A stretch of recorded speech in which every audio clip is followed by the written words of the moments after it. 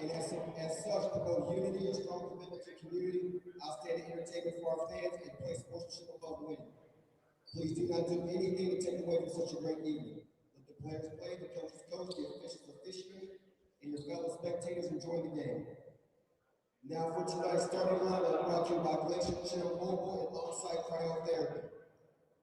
First from the visiting Capitals, Mr. Omar Jabi.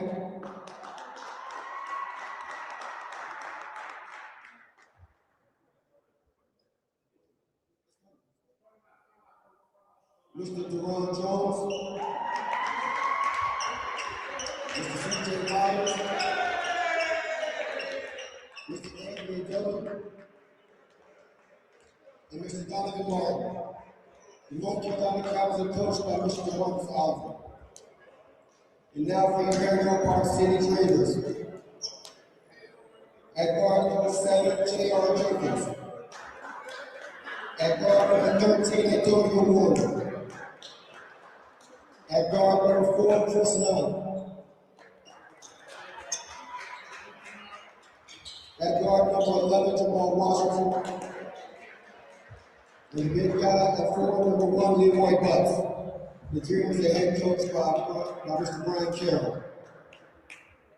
At this time, please rise and render the proper respect to the singing of the national anthem. Here with us today, we have Ms. Connie Milan.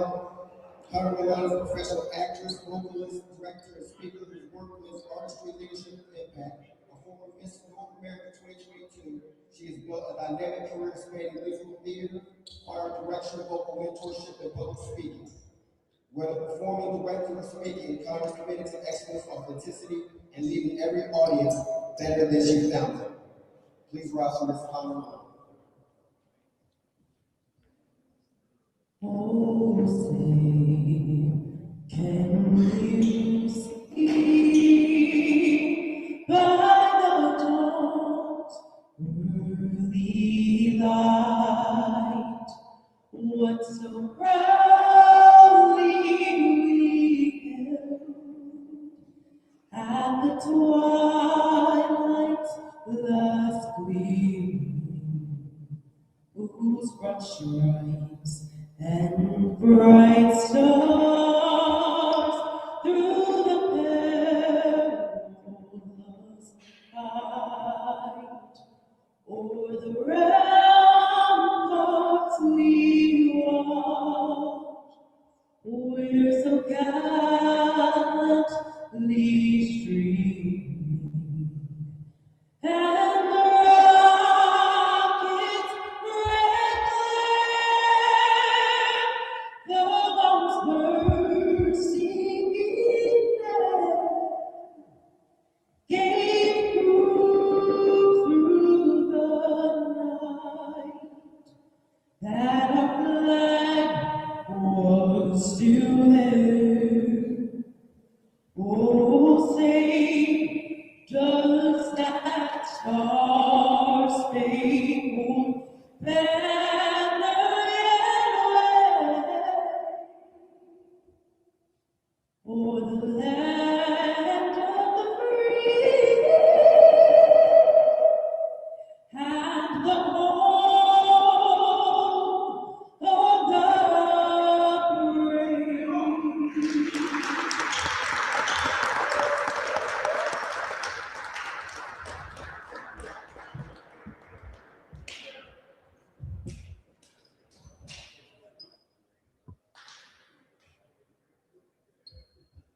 All right.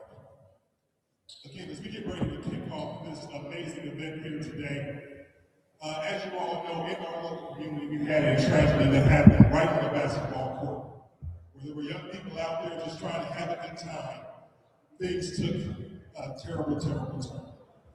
And so, representing the Potomac District, we're going to welcome our County Board of Supervisor member, Ms. Andrea Bailey, to lead us in a moment of silence.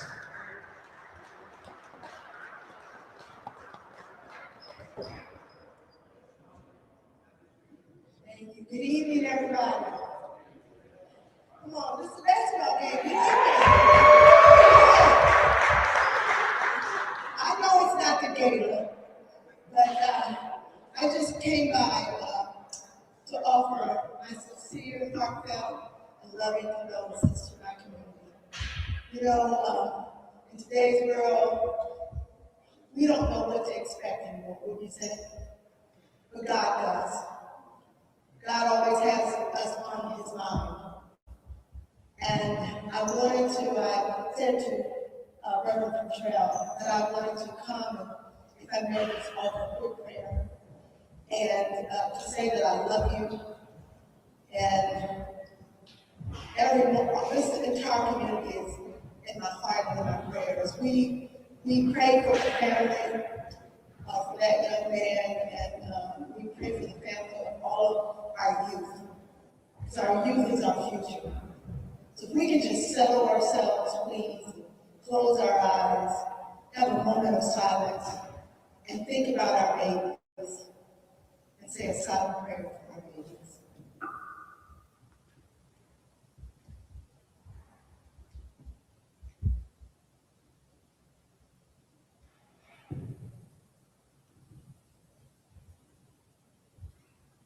Thank you.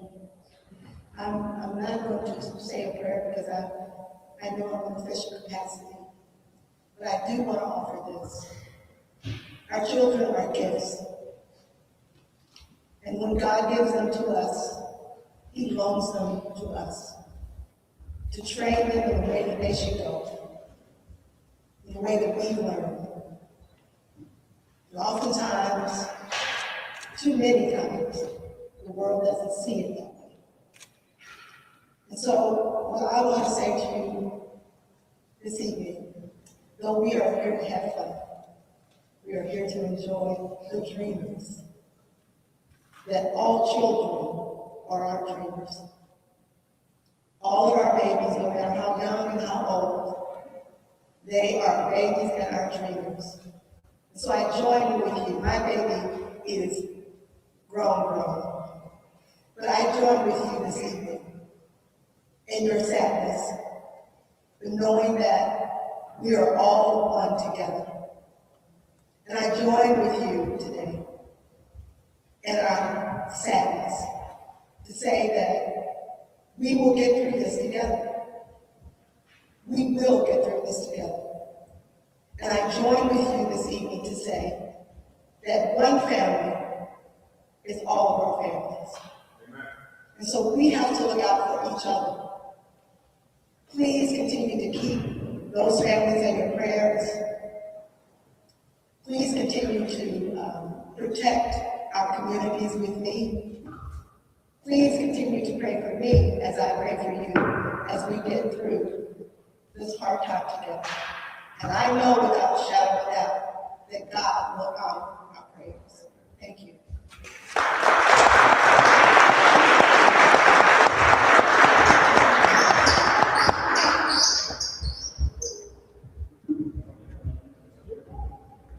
Let's play ball.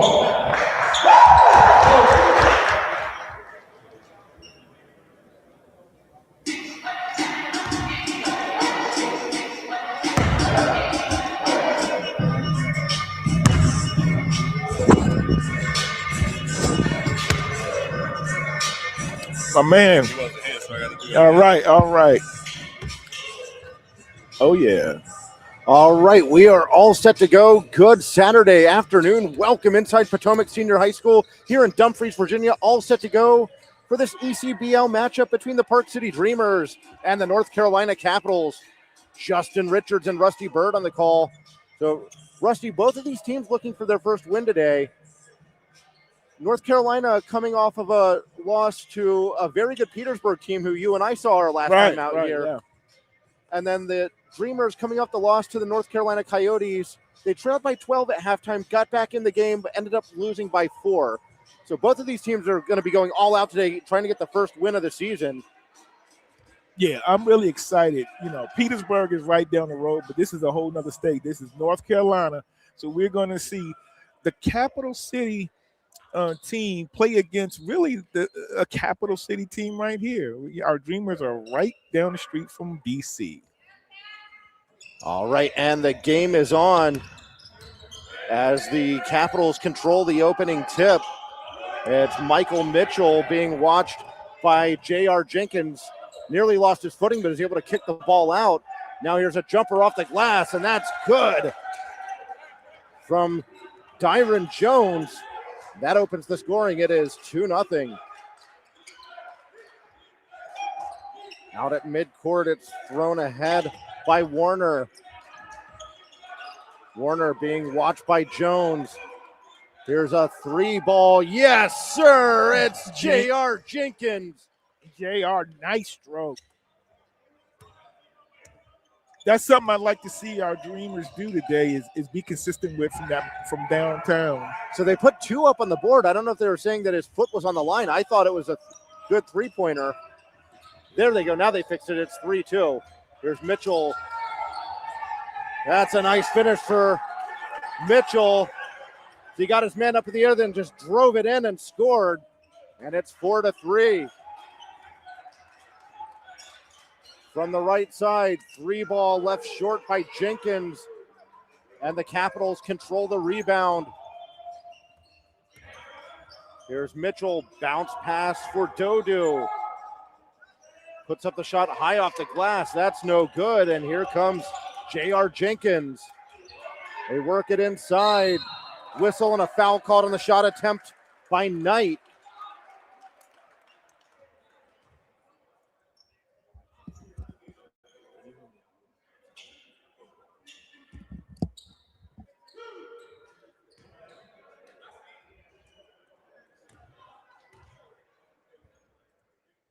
So first free throw attempt from Knight rims out.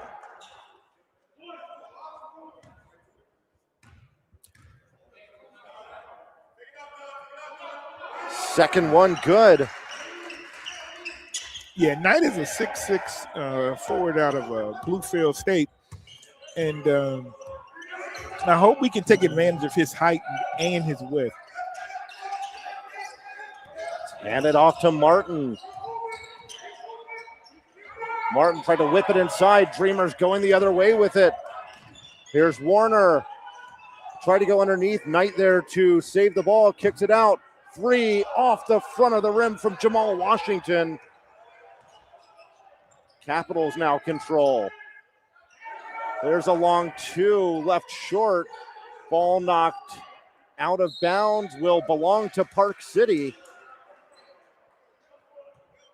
Yeah, look, you can tell both teams are just trying to get a feel for the game today, getting started. This team from Carolina had a nice little ride up 95. See if they can get their legs straight.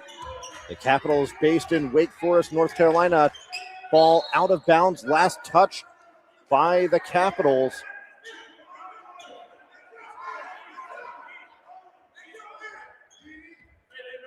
Inbound pass is to Antonio Warner. Warner to Knight. He brings it in, lost control of it, trying to get it back. But here comes Dyron Jones, a bounce pass. Mitchell, nice finish there as he lays it in. And it's 6-4 Capitals. I'd like to see this Dreamers team running offense. 3-ball, no good from Warner. Another shot off the glass, wouldn't go from Washington. Whistle and a foul called.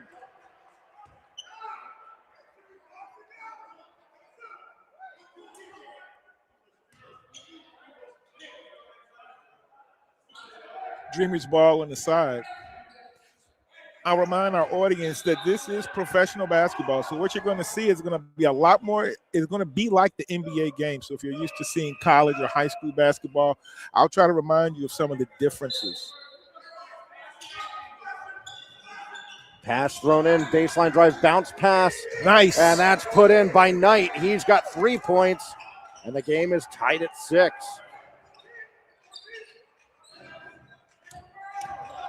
DJ Myers inside, shot no good, foul called.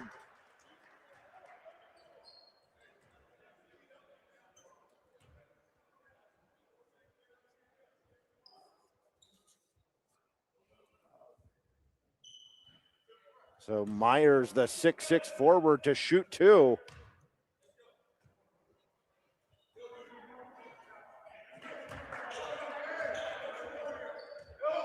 First one, no good.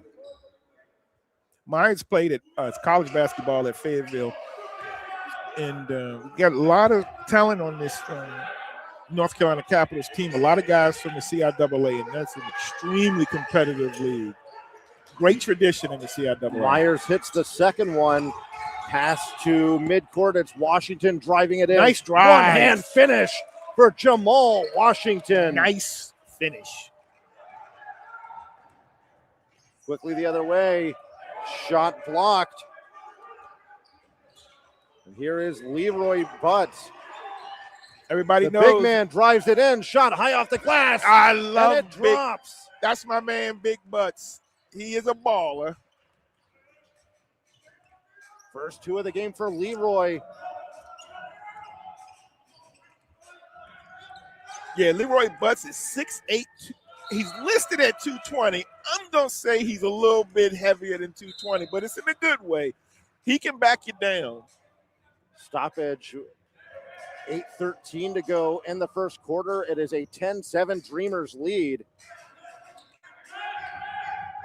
The inbound pass is controlled by Washington. Warner across for Knight. Jones out to guard Jenkins. He goes inside Knight, trying to get into a shooting position. Now he'll kick it out. Corner three, no good. I think he's worried about the shot clock on that. Steal by Washington. Foul called, and that's a hard foul underneath. Again, folks, this is professional basketball, and it's like the NBA. They have a 24-second shot clock, so that's why that last shot looked a little erratic. It's even different from the college game where they use a 35-second clock. And so that foul sends Antonio Warner to the line.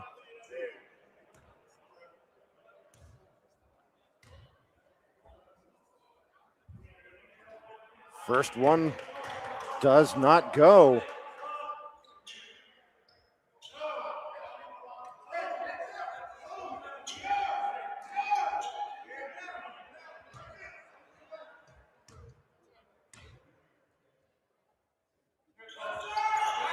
Second one good.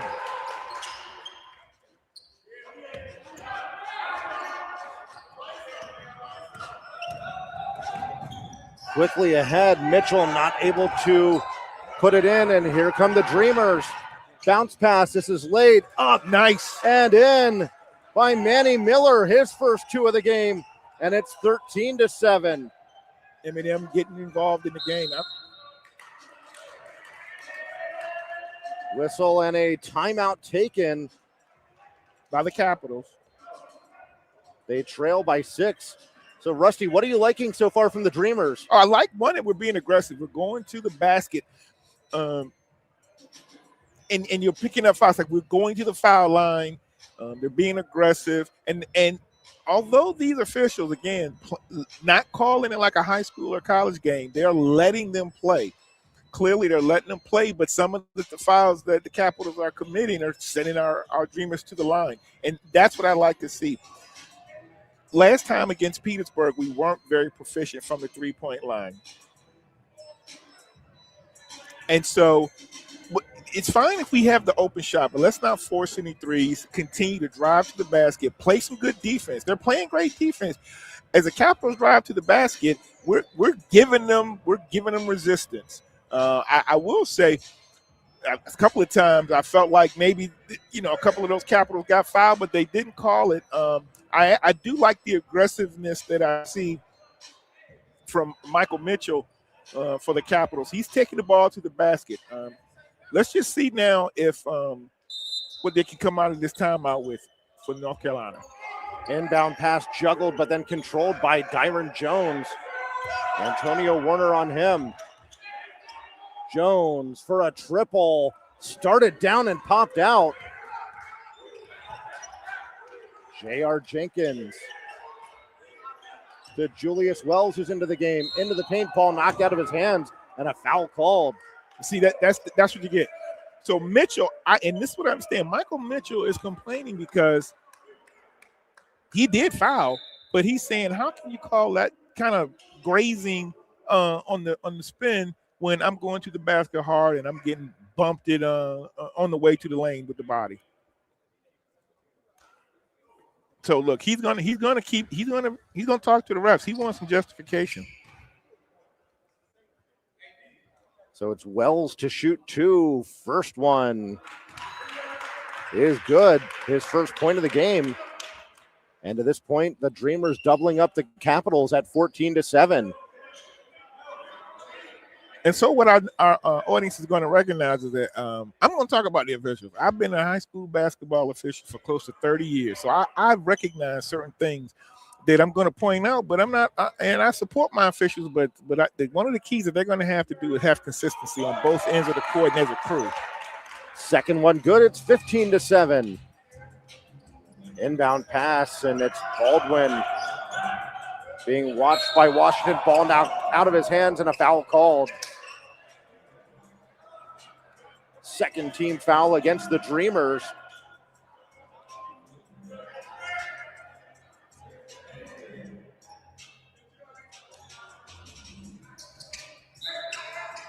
Gotta say, I like these Dreamers uniforms, the red uniforms. You see Virginia in white on the back. That's a good look for them. Absolutely. I was going to say that when the jerseys are out, you can see the state at the bottom of the jersey. I like that. Whistle and a turnover to give it to Park City. Just over 6.5 to play in the first quarter. And I like the North Carolina Capitals uniforms as well. They mimic our old Bullets uniforms, and the Wizards wear those too, but they look a lot like our old Bullets uniforms. There's a 3-ball left short by Washington. Washington coming off a big game. He had 20 in the loss to the Coyotes. Nice hustle. Deal by Washington as he got back defensively. Here's Manny Miller.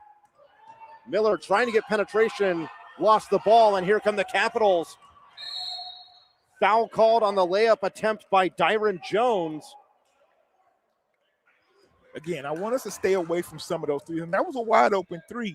But I haven't seen our Klay Thompson, Steph Curry on our team yet. Not saying they're not there, but let's go to the basket. Let's draw those fouls and play some.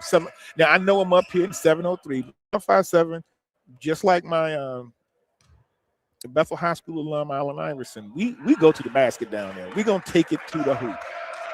The Jones leaves the first one short.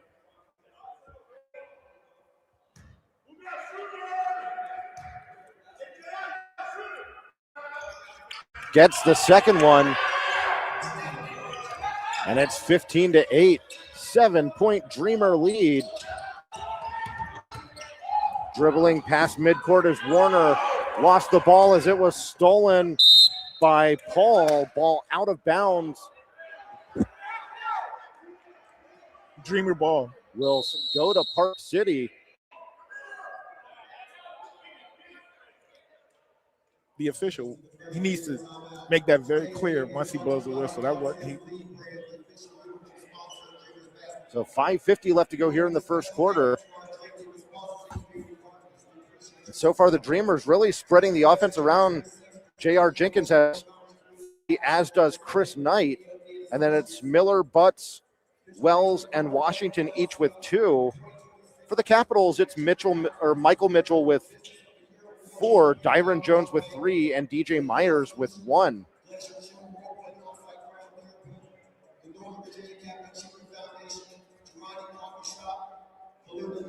So glad you've tuned in here for Park City Dreamers basketball on Prince William Sports. Justin Richards and Rusty Bird on the call this afternoon.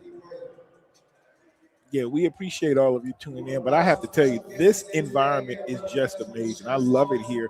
Glad you're tuning in, but if you get a chance, bring the family on out and catch a game live. They're doing a lot of great things out here, and I'm just very proud to see this here in Prince William County. So the timeout concludes.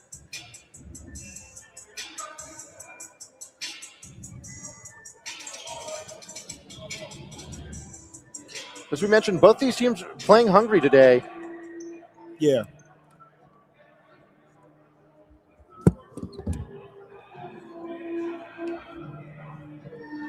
Yeah, both teams they both need a win, and so you're going to see them putting in a little more hustle, putting in a little more pressure. So they're going to be aggressive. They're going to play defense because both teams are looking for their first win of the season. Now, this is only the second game for the North Carolina Capitals, so they're still probably working some things out. Where Park City is been playing for a couple of weeks now.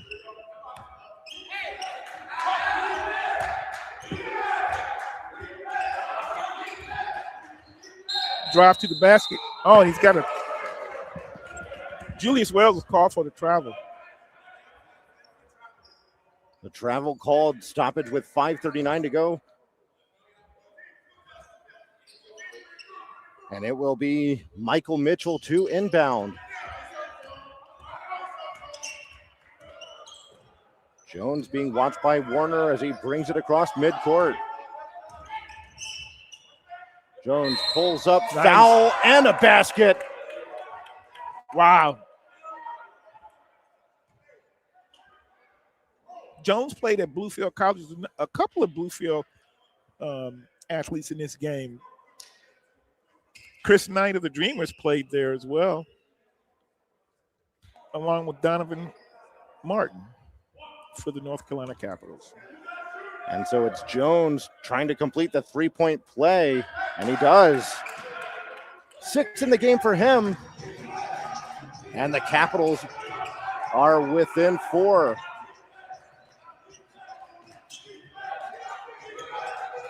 Here is Manny Miller out a long 3, started down and popped Nice out rebound. from Jenkins. Rebound, put back, no good.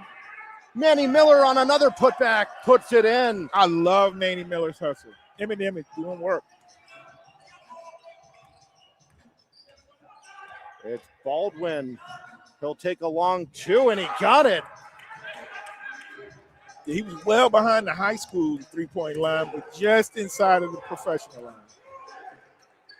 Flip it around. A triple, no good from Jamal Washington. And Mitchell. Here comes Mitchell quickly ahead. Oh, and he lays wow. it up and in. Went to the left hand. Mitchell out of Greensboro College, right there beside North Carolina A&T. Jamal Washington has the ball stripped, and here come the Capitals. Baldwin again. And this game is tied at 17. Looks like that North Carolina timeout has worked out for him. Bounce pass, spinning his way and shooting it off the back iron is Wells. Here's Baldwin again, trying to drive in, ball knocked out of his hands. Last touched by North Carolina.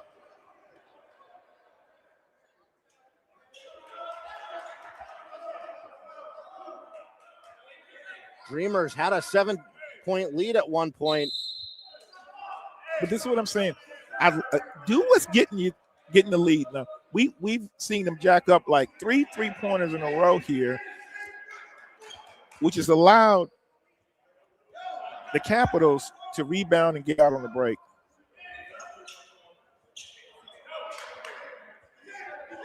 Because usually when you have a long-range shot that misses is going to be a rebound, and Capitals have been hustling getting that ball. Let's see what our Dreamers do on this possession. Wells will hand it off to Solomon. Manny Miller 5 seconds on the shot dribbles, clock. carries in, ball stripped out of his hands, and he throws up a desperation shot. That's an air ball, and the shot clock hits 0. Turnover. We'll give it to the Capitals. I'm not mad. I like him and them going to the basket. It is Dyron Jones. Floats it inside. Foul called on the shot by Myers, and he'll head to the stripe. So what have you seen from the Capitals that's gotten them back in to this game after they trailed by 7. We're now tied. Look, I tell you what, I don't know what those coaches said, but it looks like you got into about their defense. And their defense has ramped up. Their defense is really ramped up. They're playing some full court pressure, and then they're being very aggressive to the ball. First free throw off the front of the rim from Myers. So Park's going to need to keep moving around quickly on offense. And when they do that, they get open shots, but sometimes they're leaving them open on purpose. Myers hits the second one. He has 2 points, both from the free throw line. And it's a 1-point Capitals lead. It's Solomon getting it to Jenkins. Jenkins for a triple. Misses the mark. Solomon, his shot is blocked by Martin. And here's Mitchell. Yeah. Basket and a foul. Mitchell's got 8. Yeah, Mitchell, he loves to get out on that break. He's been very aggressive going to the basket. And so you mentioned the defense. It was the block by Martin that set up that drive and finish from Mitchell as he'll try to complete the 3-point play. It's 20-17.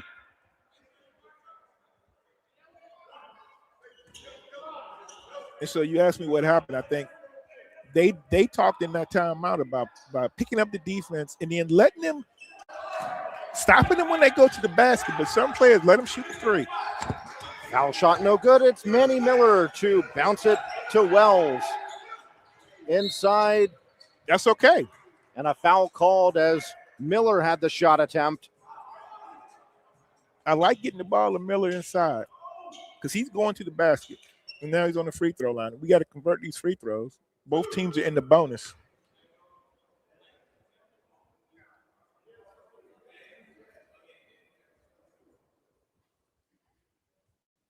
First one off the heel.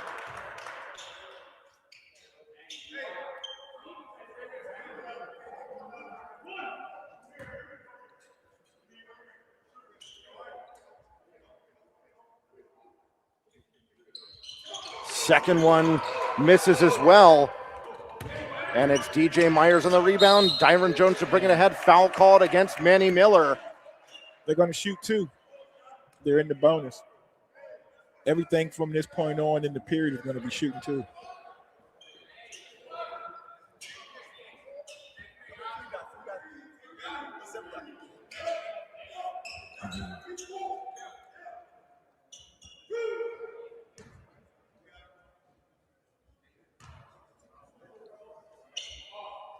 First one good. 7th point of the game for Dyron Jones.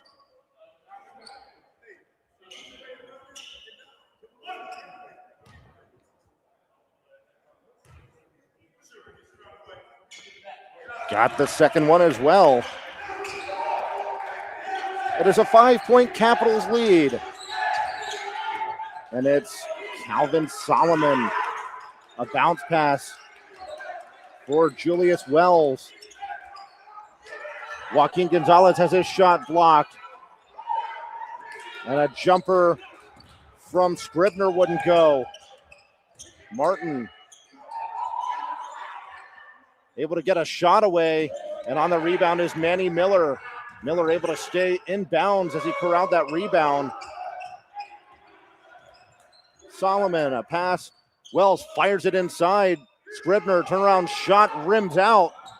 Nothing falling for Park City right now, unfortunately.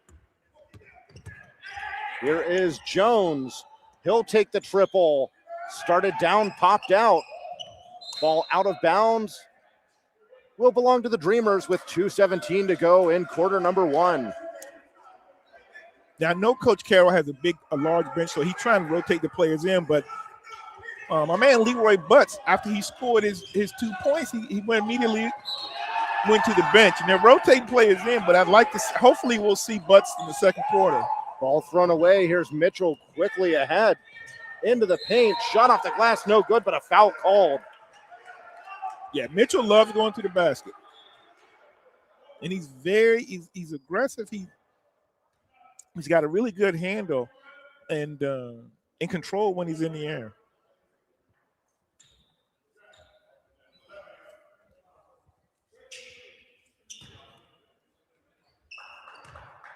And he's doing this listed as a center forward. He's 6'8". Gets the first free throw to drop.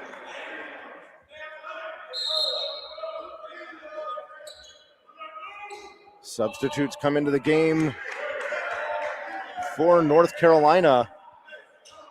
Bradley Williams, a 6-foot guard, checking in.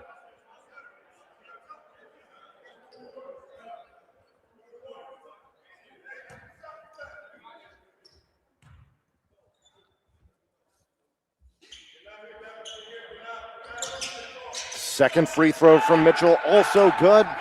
And it's 24-17. There's Solomon, Wells. Ball knocked out of his hands. Mitchell accepts the pass. Euro step. Oh, Not able to finish, though. And here come the Dreamers. It's Solomon to Wells. Goes over to Gonzalez. They whip it around the perimeter. Bounce nice pass. And Gonzalez lays it in for his first two. And that stops the Capitals' run. Dreamers within 5 at 24-19. Mitchell couldn't get the shot to go. Dreamers with the rebound, and it's Manny Miller. Manny Miller, that's a block. Whistle, foul called. So Miller will head to the line.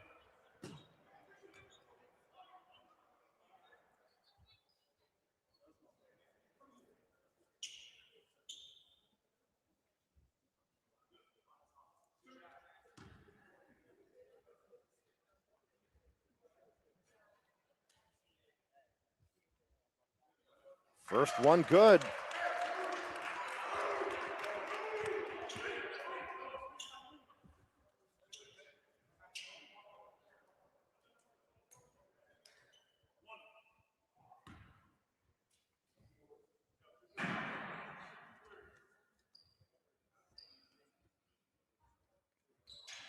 Miller gets them both.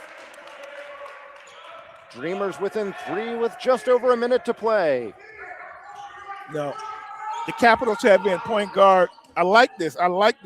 Devin Oliver is my height. He's 5'8", point guard. And he just set up Bradley Williams for a corner three. Yeah, he played college basketball at Wake Tech Community College.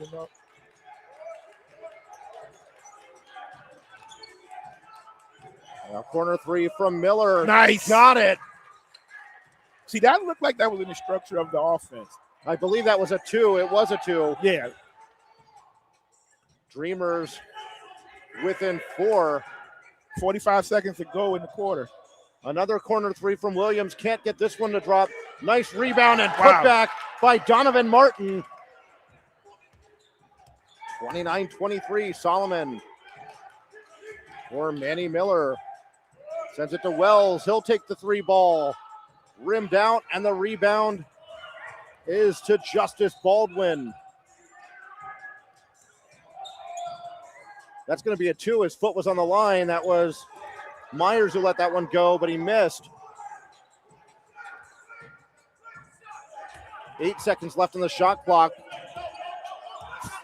4. I don't think he sees it. I don't think he realizes the shot clock. No, he doesn't. And I think Whistle. shot clock violation. I think they're saying that the shot clock wasn't properly set But after didn't the reset. miss. Okay. So I was going to say that seemed like a really quick 24. Yeah. Well, we'll withhold further comment until we see the official ruling here. Did it hit the rim, though? Did the ball hit the rim, or did it simply hit the backboard? Because it has to hit the rim to reset. And the clock showed that it was running down.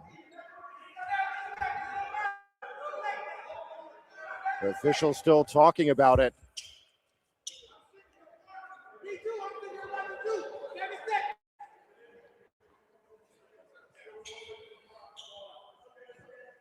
Four seconds ago, and it looks like it will still be Park City's ball after. All right, so it is ruled a shot clock Manny violation. Miller has 4 seconds. Let's go. puts up a three at the buzzer off the back iron. And that is how the first quarter ends. 29-23, North Carolina leads it. We'll take a very quick break and come back for the start of the second quarter. You're watching Park City Dreamers basketball on Prince William Sports. Ladies and gentlemen, please direct your attention to center court. Tonight we're proud to present our Silver Dreamers Spotlight. Here at Park City, we know that our younger players and fans stand on the shoulders of giants. Our Silver Dreamers are the fans of the system who live this history long before the ones from this part. They are the teachers, the veterans, the business owners, the mentors who have shaped our community and remind us that the dream has no expiration date. Today we honor Ms. Tanya Henley for her incredible impact to the community, service to our country, and love for our fellow man. Tanya Henley is a servant leader, retired executive manager, Marine Corps veteran, and community advocate dedicated to service, leadership, and legacy. I made her Los Angeles California Tanya Henley to this service by the list of the United States Marine Corps at age 20.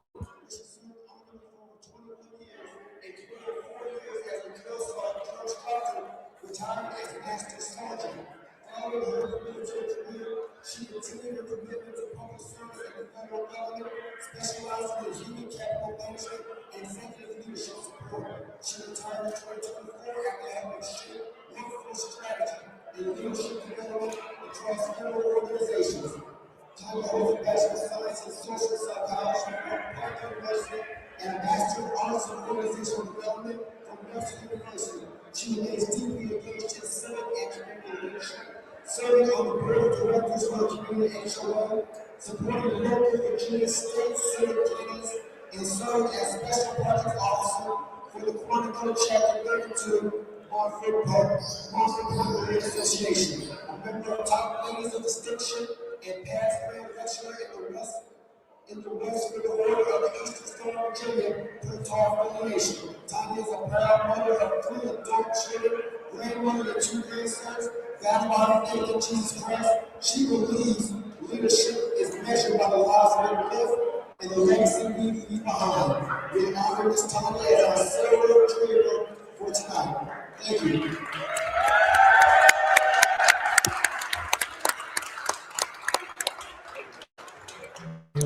Good job.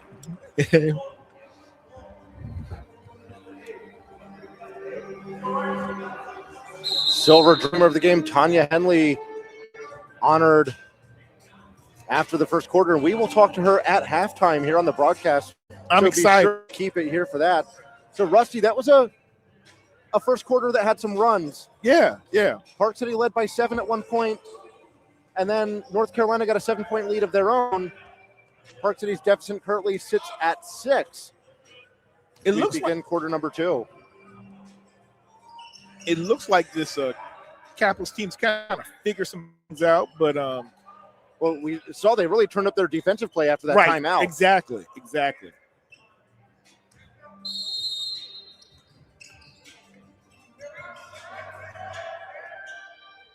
Second quarter begins as it's brought ahead by Antonio Warner.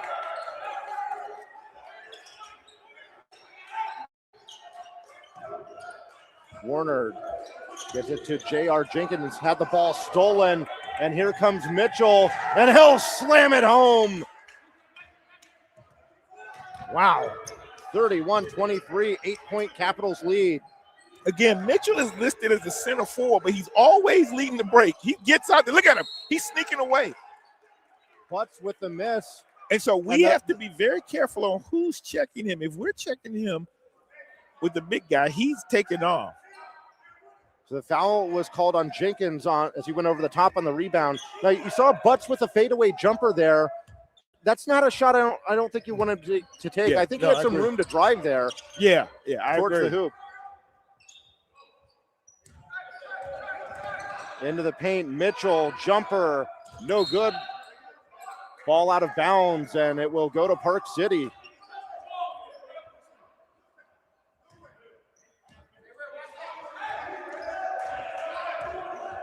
Antonio Warner, the 6-foot guard for Jamal Washington. Washington, one-hander. Oh, rolled around but wouldn't drop. Pass ahead for Jones.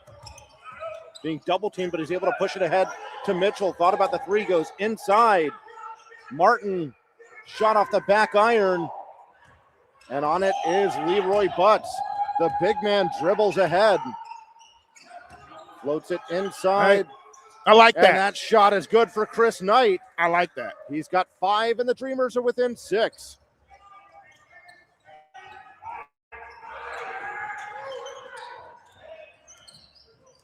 It's Jones to hand it off to Paul. Paul to Mitchell.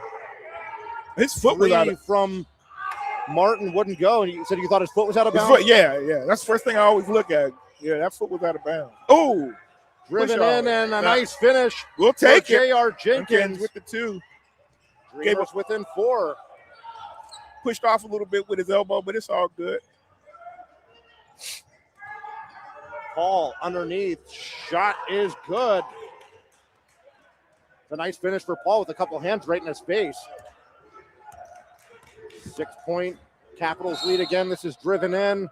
Whistle and the foul is called on Hardy Paul.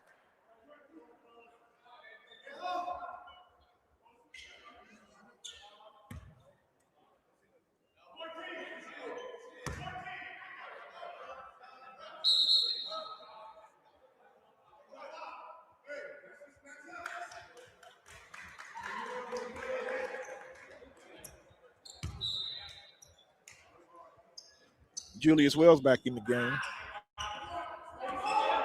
Antonio Warner. Ball stolen. Mitchell with a 2-hand jam. 8-point lead for the Capitals. Whistle and a timeout taken.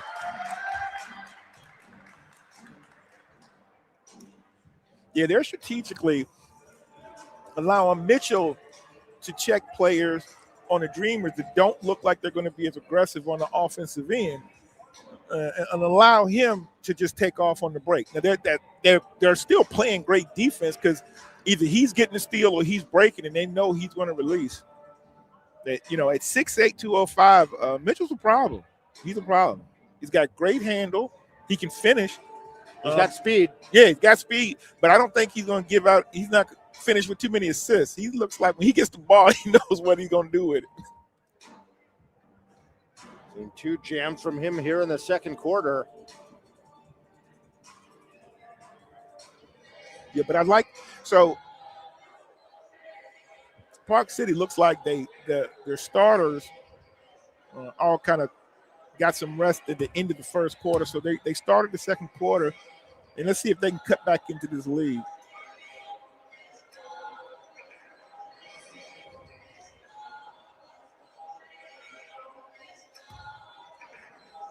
Justin Richards and Rusty Bird are here on the call for Prince William Sports. A Saturday early evening tilt between Park City and the North Carolina Capitals.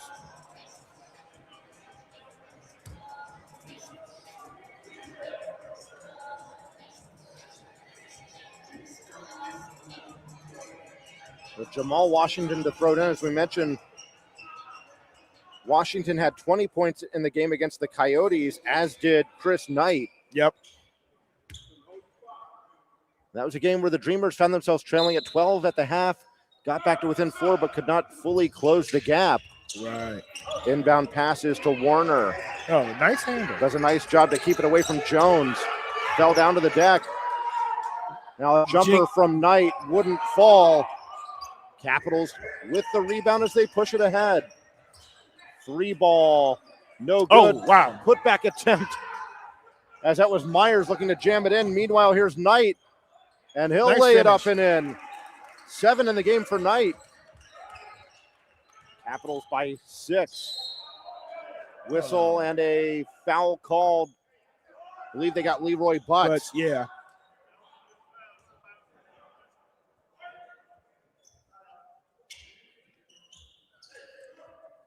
with this lineup for the Dreamers, I'd like to see them work the ball inside. We got a little more LBs out there than they do right now.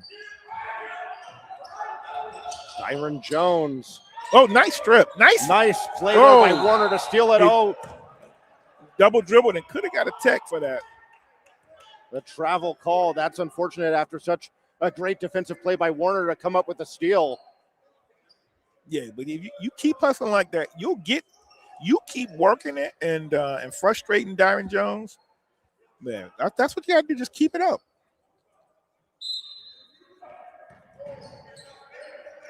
Inbound pass to Mitchell. Takes a long three. Like I said, Mitchell's not trying to get any assists tonight. Here's Jamal Washington, fires it right side. Free ball, too strong from J.R. Jenkins. Martin with the one-hander. That's an air ball. Mitchell has it blocked out of bounds. It'll stay with North Carolina.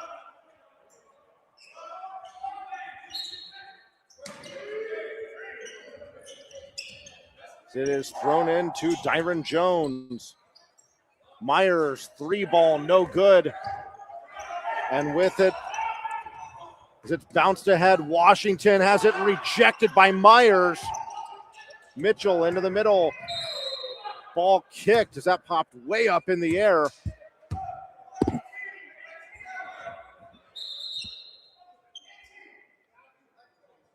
That was a great defensive play by Myers to get back for that block. Yep.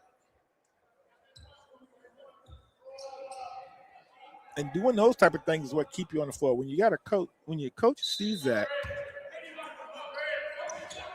Jones throws it into Baldwin. Three ball. Got it. Baldwin. 7 in the game for Baldwin. It's a 9-point Capitals lead. Oh, nice. Warner trying to work in past Jones. Shot no good. Mitchell went after the rebound. Warner got a back ball knocked out of bounds.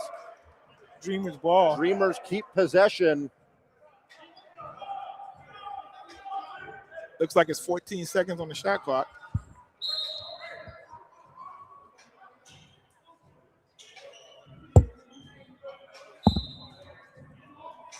Bounce pass into Leroy Butts. He'll take the jumper, and he got it.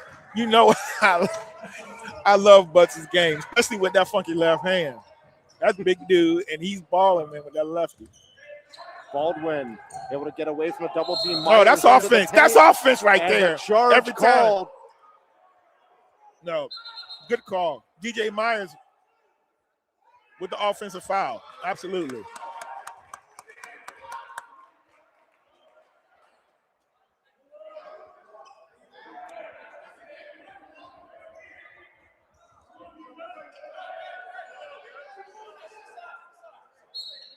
Just over 7.5 to go as it's thrown in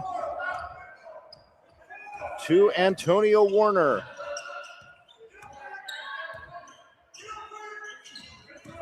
Warner into the paint, throws on the brakes. His shot no good. Put back, and that's a nice second effort from Knight. He gets 9 in the game now. It's 38-33. Dreamers within 5. Whistle.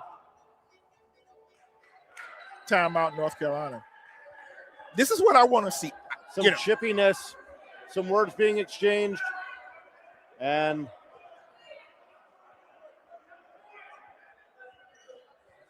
players separate. Coaches having some words as well. Again, I don't mind this. Nobody's swinging. Nobody's too bolsterous. They are passionate. Like, this is what folks, fans of the NBA have been calling for, and nobody here is load managing. Okay. All these guys want to play. They're out here doing this for the love of the game and maybe see where it can go, where they can take it from here. The coaches are the same way. They're passionate. Look, they're not just out here to be out here. They want the calls right. So they have an expectation for the officials, for the shot clock keeper, for us as announcers. Hey, look, this is the professional thing we're doing here. So they're passionate. They know what line not to cross, and I like to see it. I love to see it. Well, and not only what you just mentioned, I mean, these teams are both playing for their first win today. Absolutely, yeah. Ultra competitive game. Yeah. No Yeah. matter what level athlete you are, you hate losing. Yeah. Oh, I hate losing.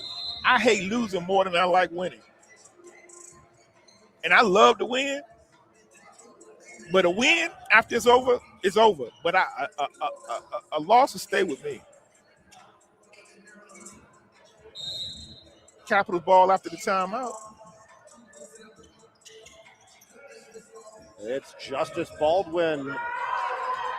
Left that one way short. Air ball out of bounds. And the Dreamers will get possession. We have just over 7 minutes to play.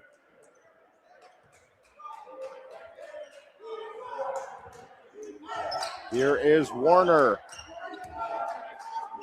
Pass right side for Jenkins. Knight at the elbow to Jenkins. Oh, he Whistle, stepped out. and he stepped out of bounds.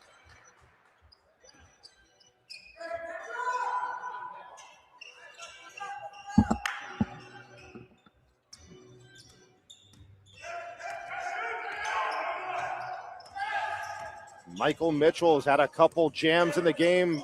A bounce pass for Myers. Returns it to Mitchell, fakes the three. Ball stolen Foul. by Jenkins and a foul. On Mitchell.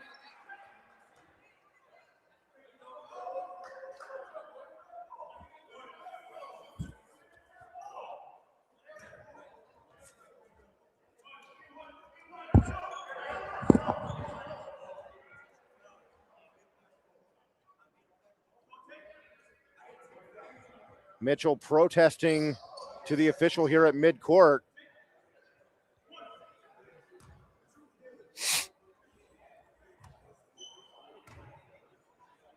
Apparently a technical called as it's first one no good from Jenkins.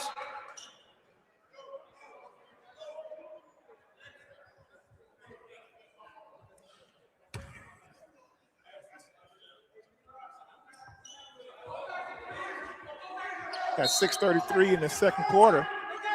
Inbound pass is to Jenkins. And yeah, again, I like to see everything run through Knight and Butts.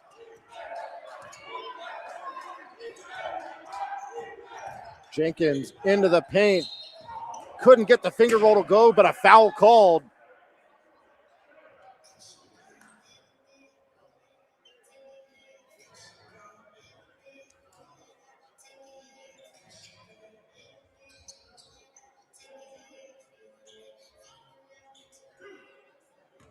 Jenkins to shoot two. Got the first one. 6 points in the game for him.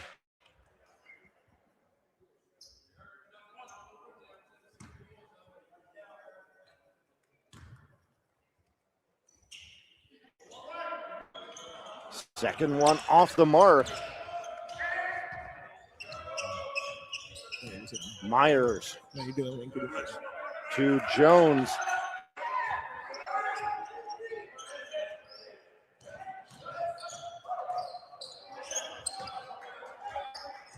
Jones to Myers. Shot clock winding down. Here's a jumper from Nice Baldwin. shot. He got it.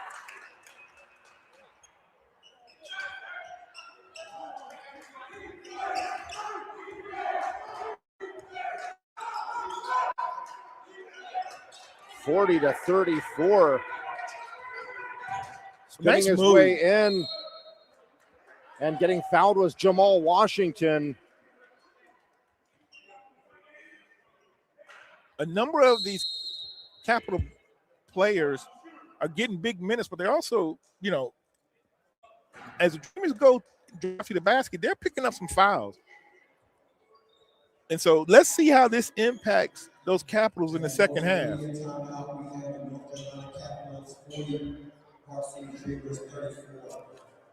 Timeout taken by the Capitals. We'll be bringing up our President County School Board member. So just over 5.5 to go. Dreamers staying within arm's length. Left some points at the throw line. Yeah, so a couple of things that have stood out to me. This game and last game. One is, consistently, we have some good ball players. I want to consistently see them work together. I'd like us going to the basket, but I would continue to try to work everything through Chris Knight and Leroy Butts. Those are some big guys. There's no one really on the Capitals that wants to be that aggressive on the defensive end against those guys. The other thing that if you're not hitting the threes, don't shoot too many, but also they got to hit free throws. I think we've already missed about at least 6 or 7 free throws, and that right there is a difference in the game. So if we can, go to the basket, draw the fouls, but hit the free throws. You got to hit your free throws so that, they're free so that you can keep this game where it's supposed to be.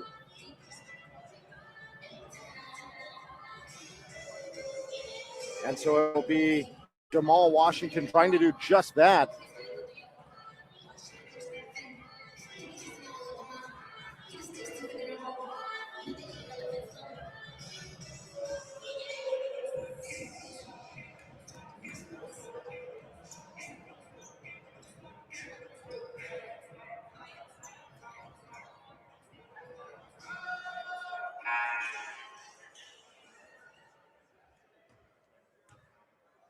Washington with just 2 in the game so far. Had that big effort, as we mentioned, though, last week against the Coyotes. Yeah.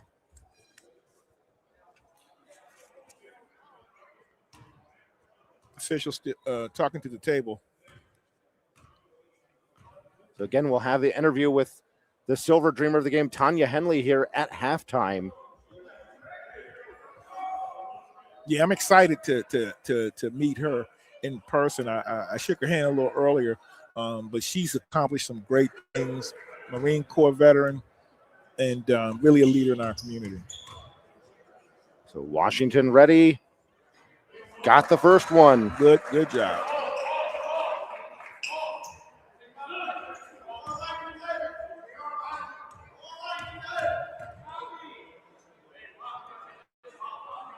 Got the second one as well. And the Dreamers within 4.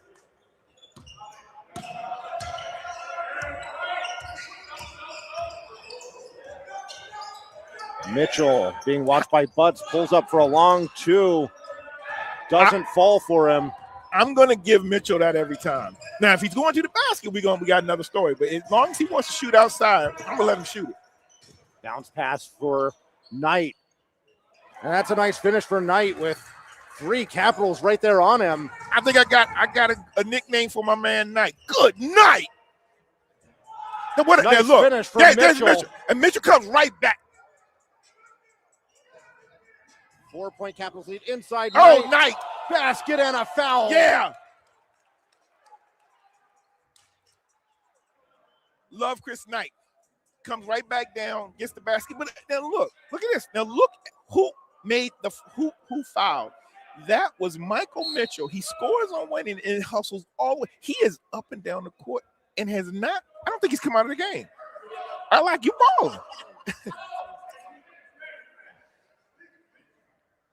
So Rusty, that foul there, because Knight had already let the ball go by the time contact was made. So is that, put on your coach's hat, is that just one you hate to see?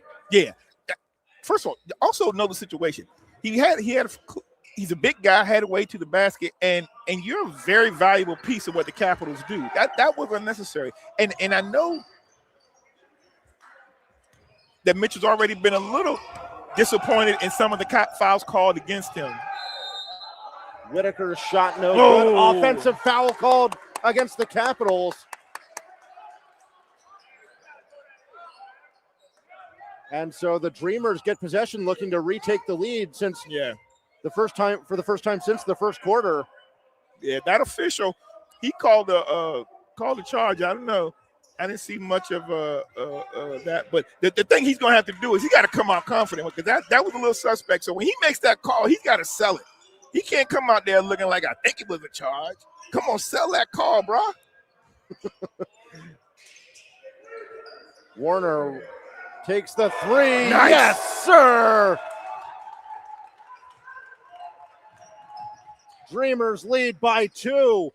Let's see what the Capitals can do with Mitchell on the bench. This is the first time he's been down there. On the bench. Williams to Martin. Martin into He the walked. paint. He traveled. Has the ball stripped away. Here comes Jenkins. Spins his way, bounce pass underneath. Shot no good, put back. Count it for Jamal Washington. Nice hustle on the rebound. Here's Baldwin. Goes inside Martin. Shot no good. That's an air ball. And then J.R. Jenkins. Under 4 to play. Spins his way into the paint. Shot blocked. Foul called. Going to the basket and we're shooting 2. Let's knock these down. As the Dreamers now have a 4-point lead and have a chance to take it to 6, we can knock down both of these free throws.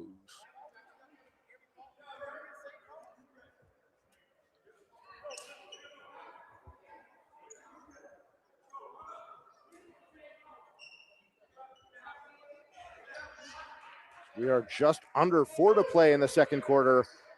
A back and forth affair. The Dreamers had a 7-point lead in the first quarter. Capitals led by as much as 9 here in the second. Yeah. First free throw, no good from Jenkins. Yeah, the Capitals also had 5 fouls, so everything for the rest of this half, the Dreamers are going to be shooting 2.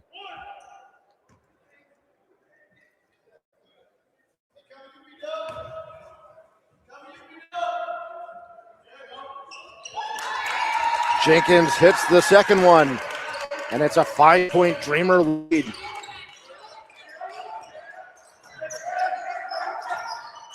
I look for Dyron Jones to he's going to be their man. He's their second leading scorer, and so I thought that's what was going to happen. So the scout report's got to be, with Mitchell out of the game, we got to focus on Jones. Nice rebound. Put back by Knight, wouldn't go. Nice. Fights for another opportunity. Nice fight. Whistle and a foul called. So Knight will head to the line. Knight is controlling the board.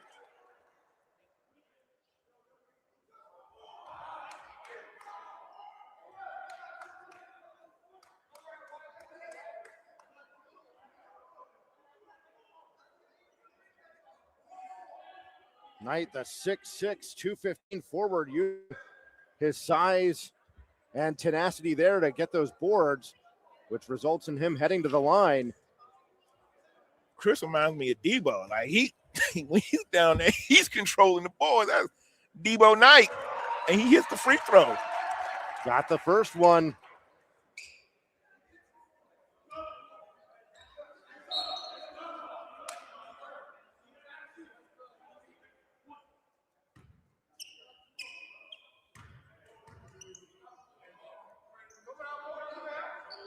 Got the second one as well. 16 in the game for Knight. Whistle.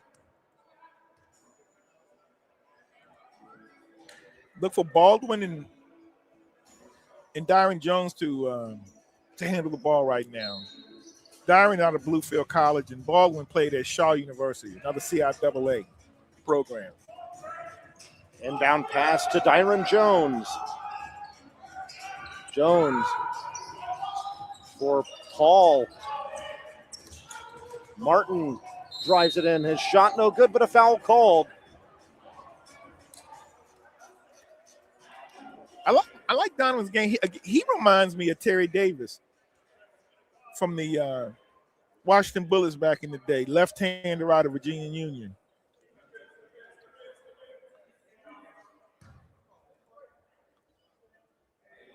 So Martin shooting 2 with 3:11 to go.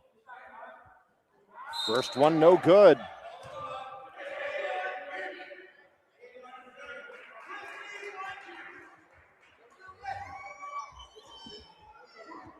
All right. Mitchell's back in the game.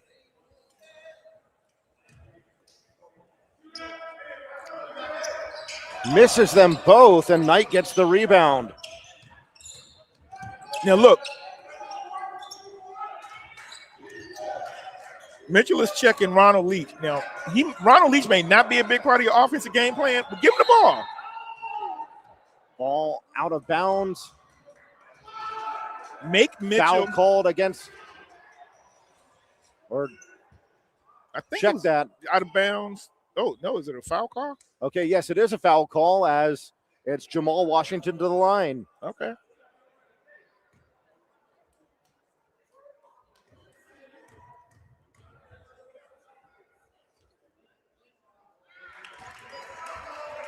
Hits the front end.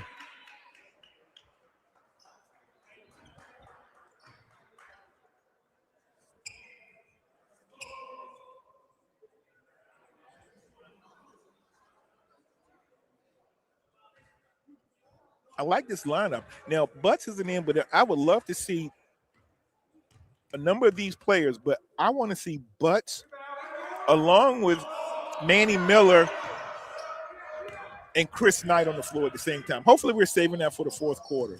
But Dreamers have a 6-point lead now with 2.5 to go in the half. Jones has the ball knocked away, but a foul called, and Antonio Warner does not like that call. As he looked at the ref in disbelief. Yeah. Now, the North Carolina coach is saying the wrong official, and I'm sure he's happy he got the call, but he's like, look, that was right in front of you, Mr. Official. That was in your area. They can't bail a young guy out. First one rolls in for Jones.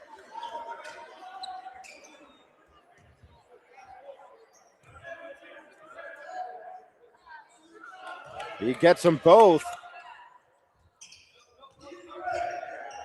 Jones all over Warner in the backcourt. Warner lost his footing, got it back. Looks like Jones may be hurt away from the play. Washington underneath. And that's put in off the glass by Ronald Leach, his first 2 of the game. Dyron Jones. Looks like he got poked in the eye. Yeah, he's grabbing at his face.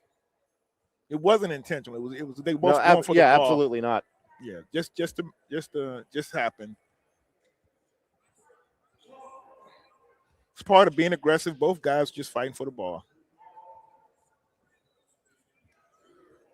But the Dreamers did the right thing.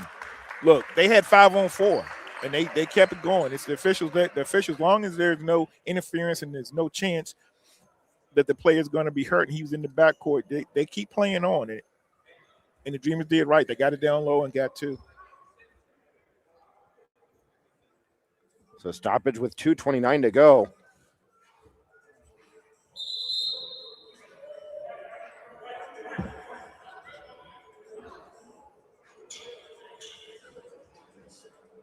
So it will be Mitchell to throw it in for North Carolina.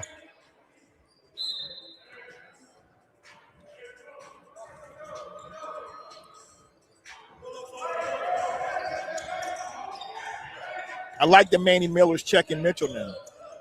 Baldwin has it knocked away into the backcourt. Baldwin able to come up with possession, then it's knocked away by Lee. Oh, yeah! And here's Knight to lay it up and in. 18 of the game for Knight, and it's an 8-point Dreamers lead. Good night. Good night. Mitchell brings it ahead.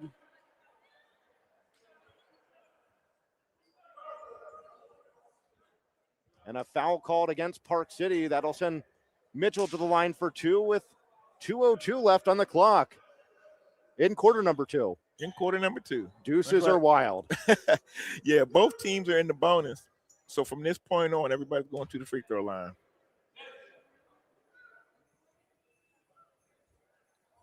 Mitchell gets the first one.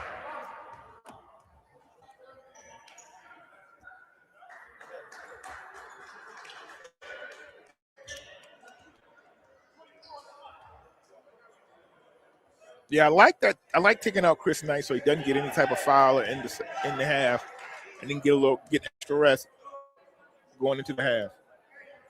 At this point, I'm going to suspect that Manny Miller is going to be our primary scoring option. Let's see if they can get it to Manny. Mitchell goes 2 for 2 on that trip to the line, and it's a 6-point Dreamer lead, and it's brought ahead by Warner.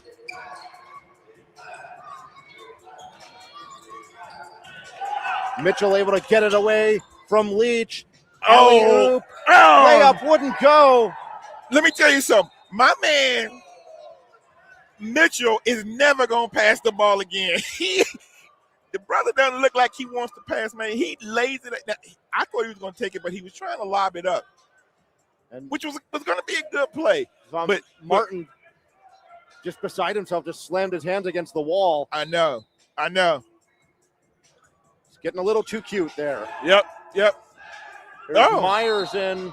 Offensive foul called.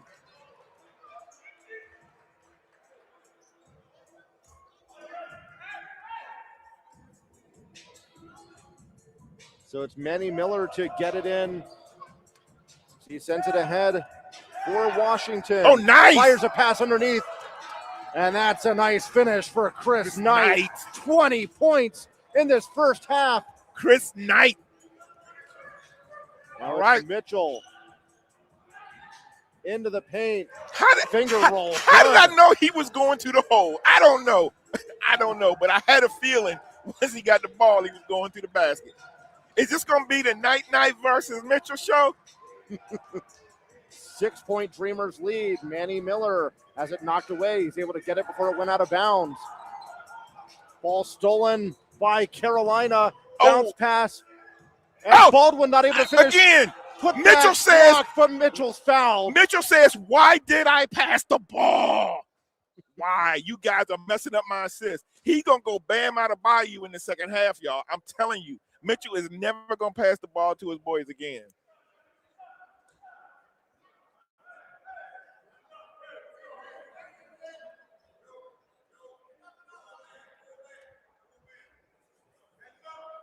So now Mitchell will shoot two.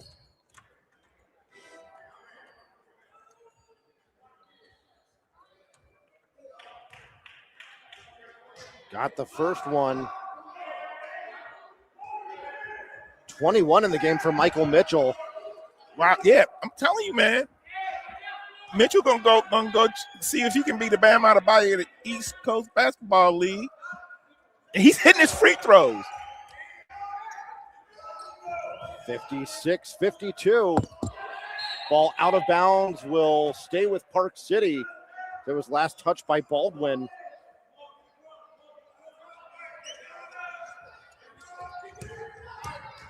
Here comes Washington. Couldn't get it to go. Mitchell fires it ahead.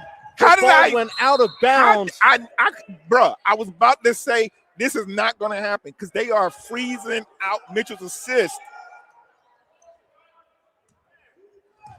So it's Miller. Clock didn't start right away. It still hasn't started. Now it goes. So a couple extra seconds before that ticked off. But now it is controlled by Jenkins. Trying to get it to Wells, who lost it. How did I tell you? He won't go past that one. I can tell you that. He was not going to pass that one. Capitals within two. Is that 23?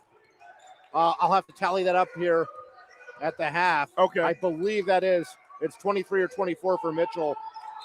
Ball knocked out of bounds, stays with Park City. 12 seconds left on the shot clock. 20.2 left in the second quarter. Now, I want to see Jenkins take the ball to the basket. Mitchell's guarding him. Let's draw a foul on Mitchell. Paul nearly able to get it from Washington. And Mitchell's cherry picking all the time. Nice drive. Washington just told Donovan Martin, get out of my way. It's 58-54. Who's going to take the last shot? I wonder who.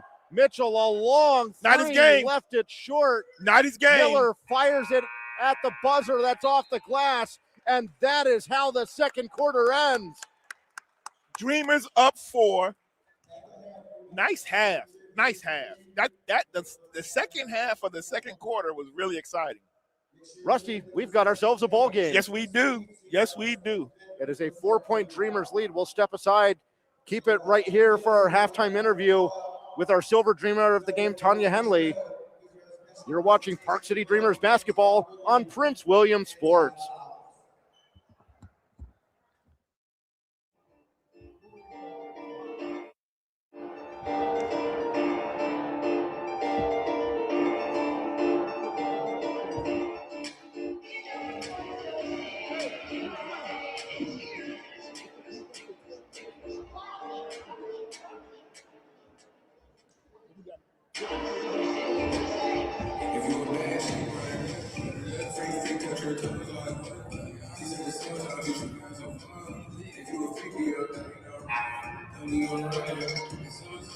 We ain't good.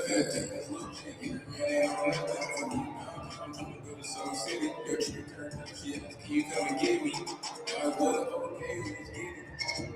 I just messed up the whole program and beat it up. And that's the end. I'm like, all right. Beat it up. I'm like, killer don't run from this bike. Let me see you with it. Go ahead, shake some. Where you going?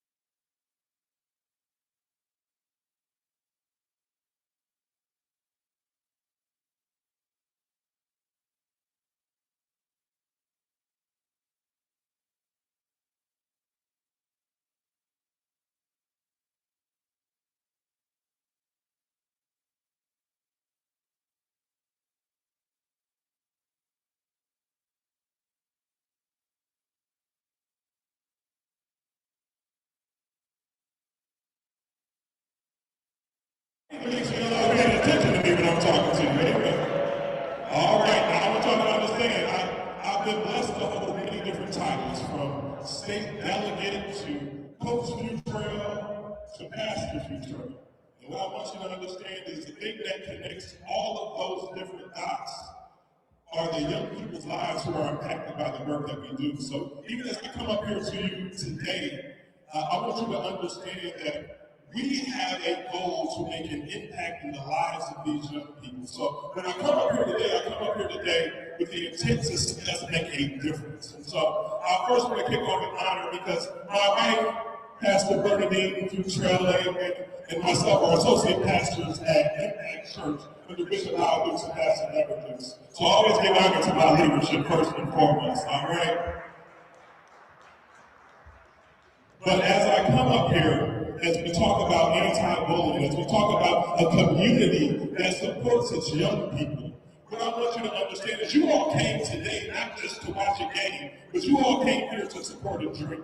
We have so many of these young men who are out here who are still chasing something that was put to their heart that they wanted to see come to fruition. And each game that you all have come to, each thing that you have supported has continued to invest into that dream. But we understand that so many times throughout our society, our young people feel like they don't have people who support them. They don't have people who are cheering them on as they're trying to figure it out. And so every opportunity that we have to smile at these young people, to tell them that we're proud of them, let them know that we love them, because so often we assume that people understand without ever saying the words. And so when I came here today, I reached out to some friends of mine. And I said, look, coming off of the tragedy that we experienced over at the basketball court, that's not a one-off. We've seen too many of these scenarios play off way too often.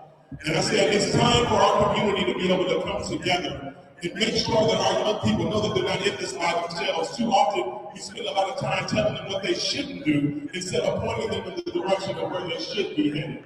And so what I did was I reached out and I called my friend Sheriff Glenn Hill and I said, sir, I need the community to know that the sheriffs are here to support. They are a part of this community. The Sheriff Hill said, Governor Futrell, don't worry about it. I'll make sure that my deputies are there. They're going to be there throughout the day. They're willing to take questions. They're willing to interact with the people in the stands. We want them to know that we're a part of the community, and we're so grateful for the Sheriff's Department, amen, who are joining us today. Thank you so much. All right, I see them over there in the corner. And then I pick up the phone and I call Chief Newsom, and I said, Chief Newsom, the same thing. We want you to know that the community is behind you because we want you to be behind us. When you say don't worry, we will make sure that we have someone there. So we thank God for the Prince William County Police who have brought some of their team out today. Amen. Again, if you have questions, if you have thoughts, if you have concerns, they are ambassadors. Reach out to them, talk to them, get to know what we have going on in our county. We reach out to the Boys and Girls Club. We ask them to come out too as well, because we want the places for these young people to be able to go. And so then when I picked up the phone the last time, I called a good friend of mine, and I reached out to the school board, and I said, Tracy, I want you to do me a favor. At halftime, we're going to ask you to come out and speak, talk about the importance of a community supporting our young people. And Tracy said, Mike, I got you, no worries. And that's what I love about Tracy. Every time that I call Tracy and I say, Tracy, I need you for this moment. I know Tracy is going to show up because he understands that I wouldn't just call this number for the sake of calling this number. I'm calling it because there's a difference that we can make. Elected in 2024 to represent the Neabsco district, Tracy is a former college basketball player, and so when we started having this conversation about being out here with the trainers, I knew he was the perfect person to call because he loves our community. So with that in mind, can you please put your hands together and welcome up here none other than the Neabsco district representative for our school board, Mr. Tracy Blake.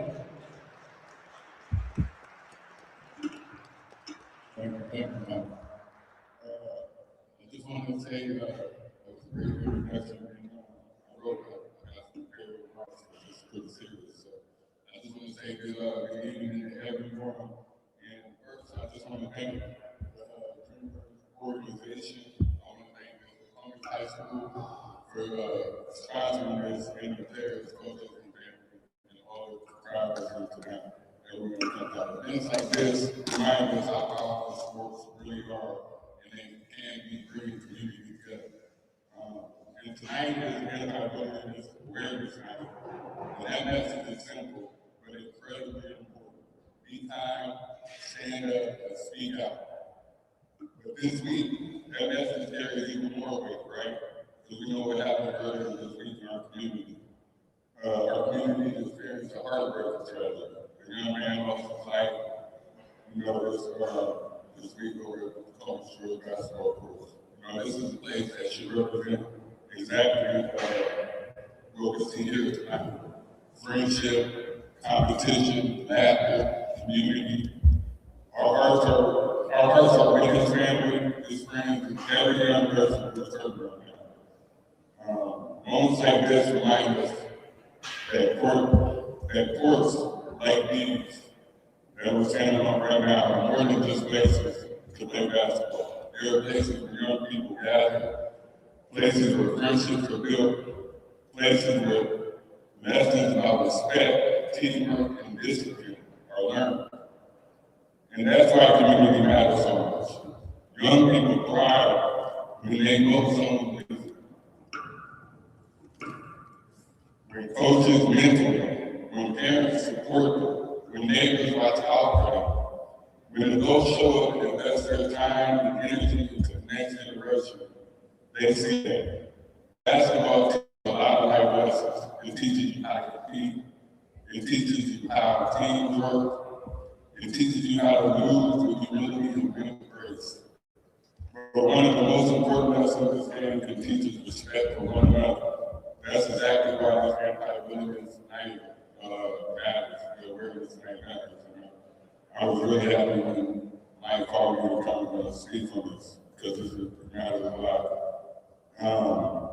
Bullying awareness in schools, online, or anywhere in our community can lead deep wounds. It can make young people feel isolated, invisible, and alone. But the opposite of bullying is something incredibly powerful. It's kindness, it's courage, it's standing up for someone who needs support. And every one of us, players, students, parents, coaches, and community members, as a role playing creator and coach. Tonight, these athletes are taking the court. They are doing more than playing the game. They are showing young people what leadership looks like. They are showing them what teamwork looks like. And they're showing them what community looks like. To every young person here tonight, I want you to hear this too. Feel it. And from the bottom of my heart, your life matters, your voice matters, and your future matters. Our community is strongest when we lift each other up, when we choose respect over cruelty, kindness over bullying, and support over silence. So tonight, let's continue to lift up the family who is grieving the street. Let's support our youth, and let's continue to build this community where every young person knows they are respected, valued, and never alone. Thank you for being here tonight. Thank you for this opportunity to speak. Okay, I was going to say, take that court. Amen. All right, give it up for Tracy. All right, so again, you guys came out here today not just to watch a game, but to support a dream. And so what we're going to ask of each and every one of you is that it doesn't stop here. We want you, whether that's going to the Boys and Girls Club to volunteer your time, whether it's supporting your local churches and helping with their youth organization, whatever it is, each of you has the opportunity to help us make an impact. Someone says, well, I don't know how much time I have. Trust me, you have the ability. So often people tell me, Michael, just be realistic. But I'll tell you, as you were talking to the young black man who was raised by a single father next door to a drug house, who grew up to be the first ever elected African American to represent Stafford County in 350 years. If I only believed what people told me was realistic, my life was not a possibility. So if you all help and support their dreams, they're going to be able to help achieve what was unrealistic. Let's get ready to play ball.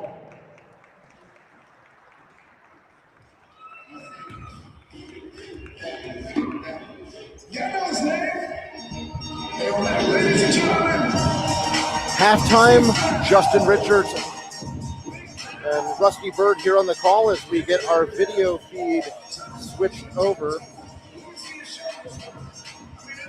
Give us just a second here.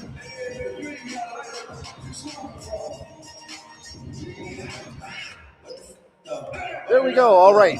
We are ready. We are here with our silver dreamer of the game, Tanya Henley. Justin and Rusty here at halftime.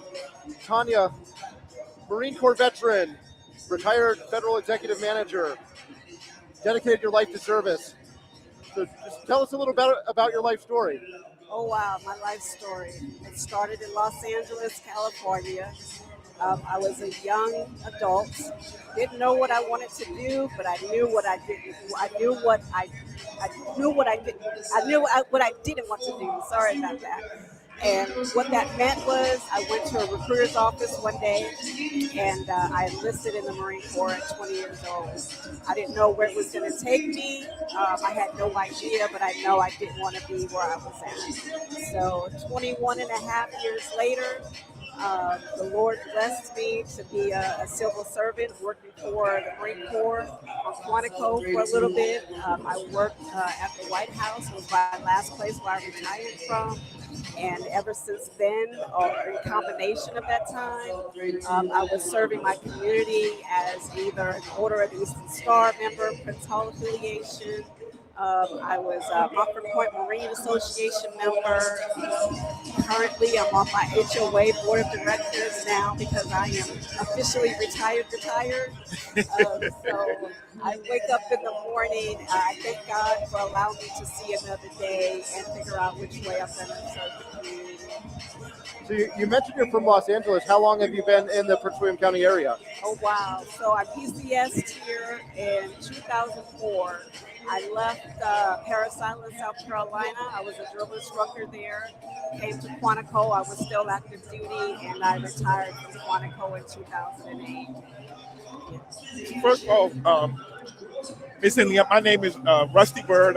We've been blessed to do this game. But one of the things that stands out to me is where you say that you strive to be whole and not perfect. I love that. You want to expand on that for our audience? Yes, especially with young children and the young adults, right?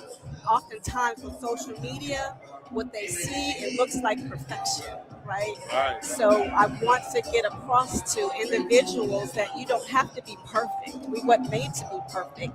Just strive to be whole, meaning read, travel, get to know people outside of your group of people, your culture, learn something different. Talk to somebody that has a different language.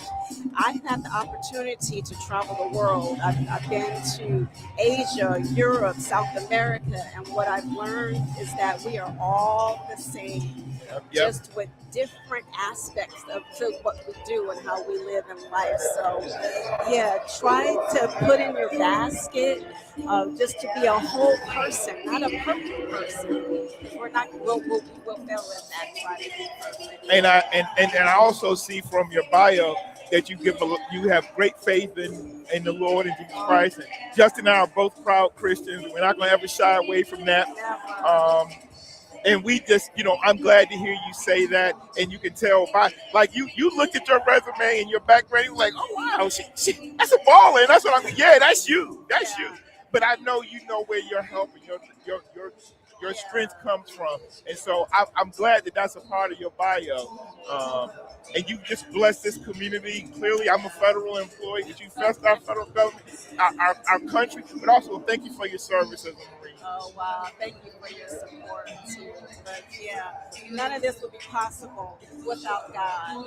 There was a purpose for each one of us.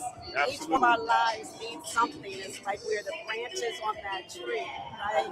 And what we have to do is go to. I always tell my children and my grandchildren and the youth, right?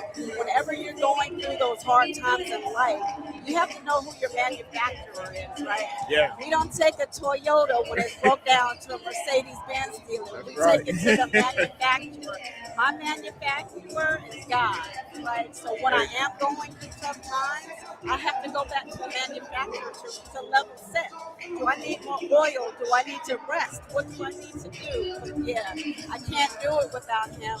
He's the creator of all things, and I give him glory. I have to. I wouldn't be able to do any of this without God. Amen. So tell us about your family. 3 adult children and 2 grandsons. I have 3 adult children, thank the Lord, 36, 31, and 30. No, there's Yes, no way you yes. have a child in their 30s. Oh my All 3 in goodness. their Okay, 30s, okay, yes. that is a blessing. Wow. Look, the melanin is popping, that's all I can say. I am a senior. Um, All right, Justin, no offense, but black don't crack, bro. no, I'm just letting you know. look, I didn't want to say that. I can say it. I can say it. Melanin is popping. I got 2 grandsons, 13-year-old. He's over there with me. He plays AAU and Okay. all VA team. So I wanted him to experience this with grandma. So it's my time. When I was serving in the Marine Corps, I took a lot of time away from my family. Now it's my turn to show my children, my grandchildren, hey, these are some things that's out there. Just experience them. Yeah, You don't yeah, have to like it, but just experience it to know whether you want to do it or not. yeah. Right. So we had a back and forth game in the first half. What's your prediction for the second half? Second half is City Park Dreamers all the way. I'm sorry they got it together, but yeah, Dreamers all the way. That's my prediction. I love it. I love it too. Yes. Senior dreamer of the game, Tanya Henley, thank you so much for joining us, Thank you. and enjoy the rest of the game. Thank so you. much. Thank you. All right. Rusty and I will be back to start the second half coming up here in just about a minute on Prince William Sports.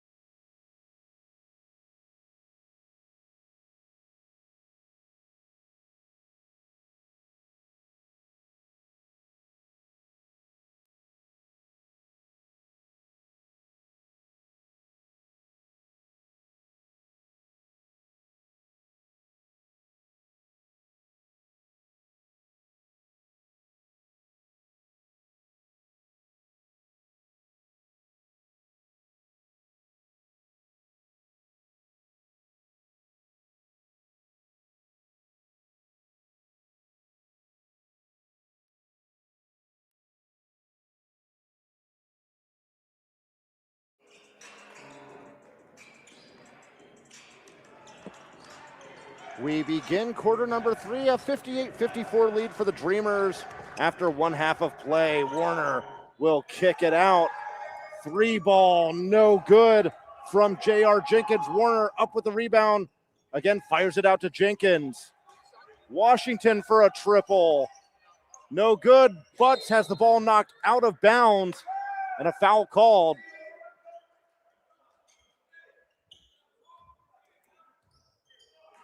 Okay, good.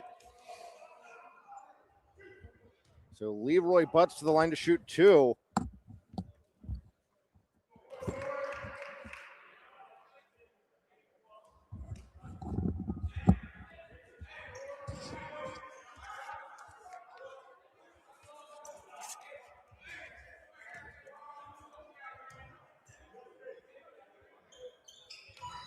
Got the second one. 5 points in the game for Butts. It's a 5-point lead for Park City. Dyron Jones looked like he got poked in the eye in the first half. He's back in there. 3 for Myers, wouldn't go. And it's Washington ahead for Warner, who will slow things down. Bounce pass inside. And Knight lays it up and in. 22 in the game for him. It's Jones. Baldwin will take a long 2. No good. Rebound is to Jamal Washington. He'll bring it ahead into the paint. Shot no good. Everything but the finish there for Washington. Capitals going ahead. Baldwin across. Back into Baldwin. His shot no good. Put back by Myers. Nice hustle by Myers. Is good. He's got 4.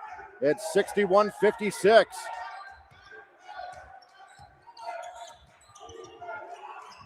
Here's Knight. 3 ball from Jenkins. That's okay. That rimmed out. I don't mind that 3. It's in the Florida offense, and he was open. Martin. And he's Nice able to finish. lay it up and in. That's 4 points in the game for him. Dreamers lead it by 3.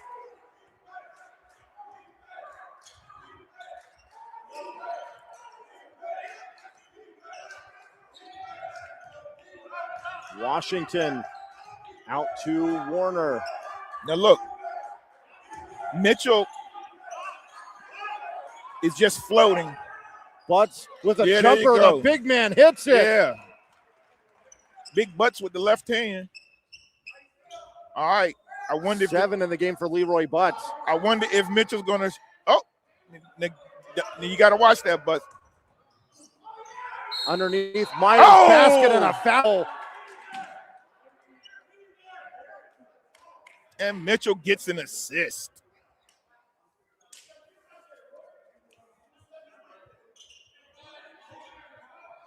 Myers looking to get the Capitals to within 2. Missed the free throw, and it's Chris Knight with the rebound.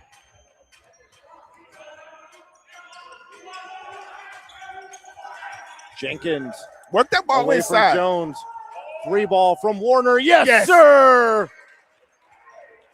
6 in the game for Warner, a 6-point lead. The other way, Baldwin lays it up and in. 11 for him.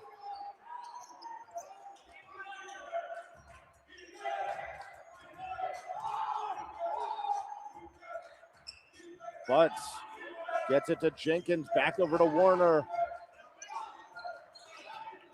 Got it to Washington in front of the Capitals bench.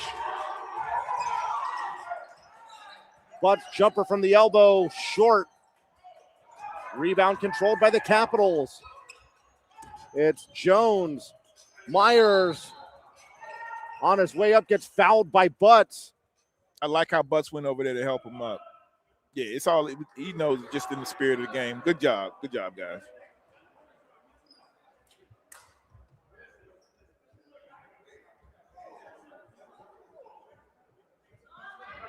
So it's Myers to shoot 2.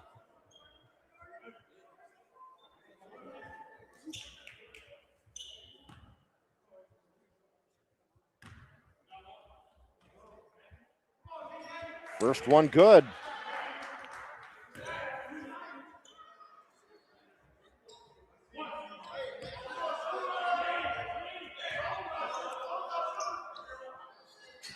gets the second one as well. And it's a 2-point Dreamers lead at 66-64.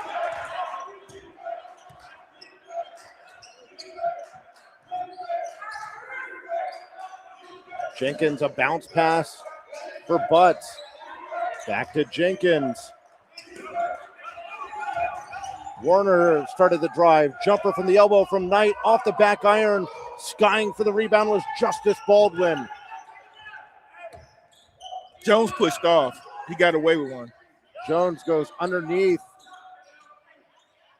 Martin shot wouldn't go, and the rebound is to J.R. Jenkins. Warner into the paint. Oh, nice. Floater, no with good. The left hand. Knight going for the rebound.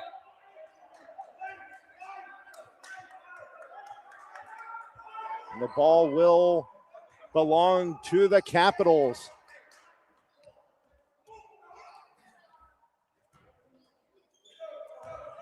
Jones collects the inbound pass as he's being watched by Warner.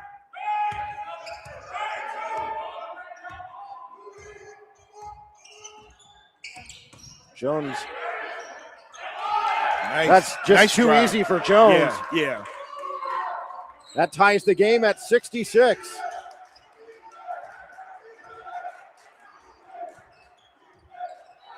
Washington inside, and an easy layup for Knight. 24 for him. 68-66 Dreamers back in front. Whistle. Offensive foul called against Martin.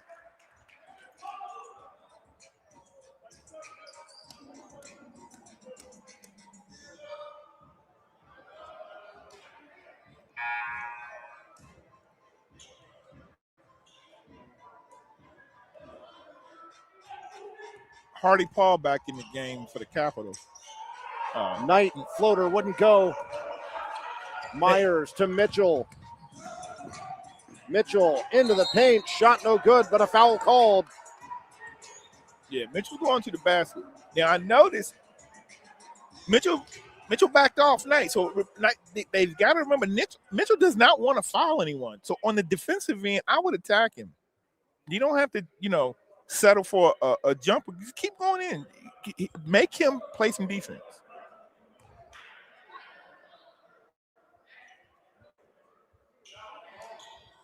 First free throw for Mitchell is good. That's point number 26 in the game for him. And the Capitals within one.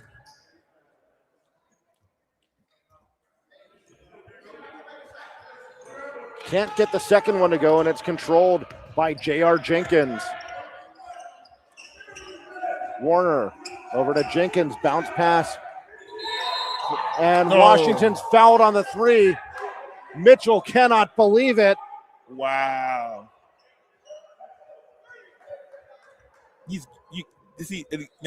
I know Mitchell's frustrated. I totally understand. When people are going to the basket and there's all this contact and you're physical, and he might have kind of touched his hand on the three, and that may be his fourth. As an official, you kind of got to be aware of that. You don't not call stuff, but you cannot call touch fouls when everybody's being so physical. And now they give their head coach a technical foul.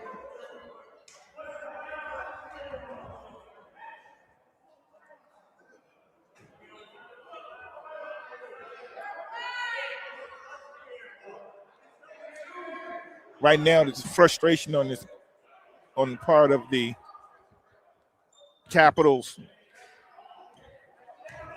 coaching staff and players, as they want some explanation as to the way some of the fouls are being called. Washington gets the second one. 70-67, Dreamers in front. So yeah, that is 4 on Mitchell.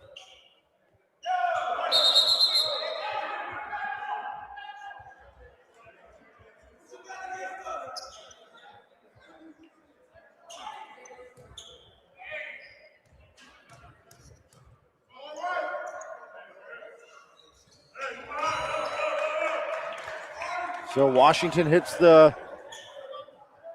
first 3 free throws as he was fouled on that 3-point attempt. Yeah, the other free throw was for the technical. He hits all 4 of them, and it's a 5-point Dreamer advantage at 72-67. Paul controls. So Mitchell's still out there with 4 fouls. He's going to the basket. Baseline drive, and he takes a foul. So look, the complaining kind of worked, but the official was like, I called that over there. Let me call this going this way.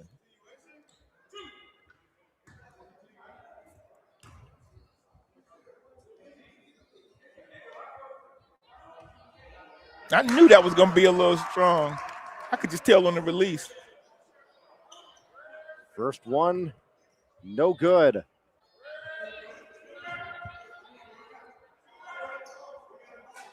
Gets the second one. That is point number 27 in the game for him. Dreamers by 4 as it's brought ahead by Warner. Fires a pass to Washington. Across for Jenkins. Washington thought about that 3, tries to whip it inside. It's stolen by Baldwin. Yeah. And they're going to get Washington for a foul.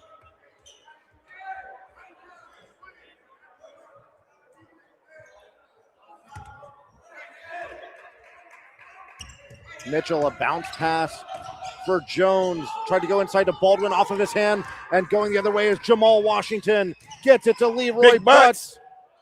Not able to finish. There's a collision in the paint. Putback, no good. Another putback is good for Washington. He's got 15, and the Dreamers lead by 6.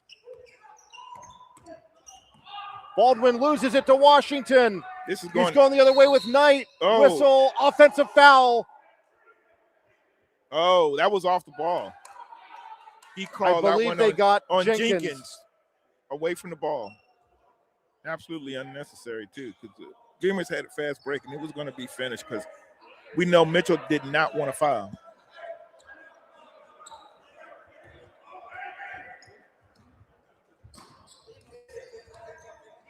Mitchell with possession for North Carolina.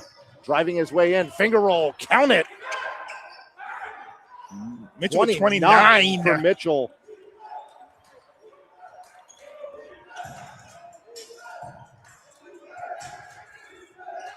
I love this lineup for Park City. Miller to Butts. Warner tries to go inside. Ball stolen. And here comes Mitchell. He had the right idea. Paul for a 3 ball. Yeah, I'm a telling you. little too strong. I know Paul has to have game because he's on his team, but I'm letting Paul shoot. Shot off the glass from Knight. No good. Ball on the deck.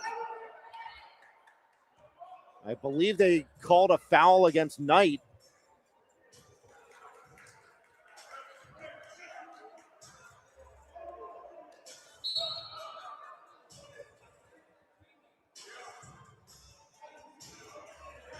We have 5:40 to go in quarter number 3.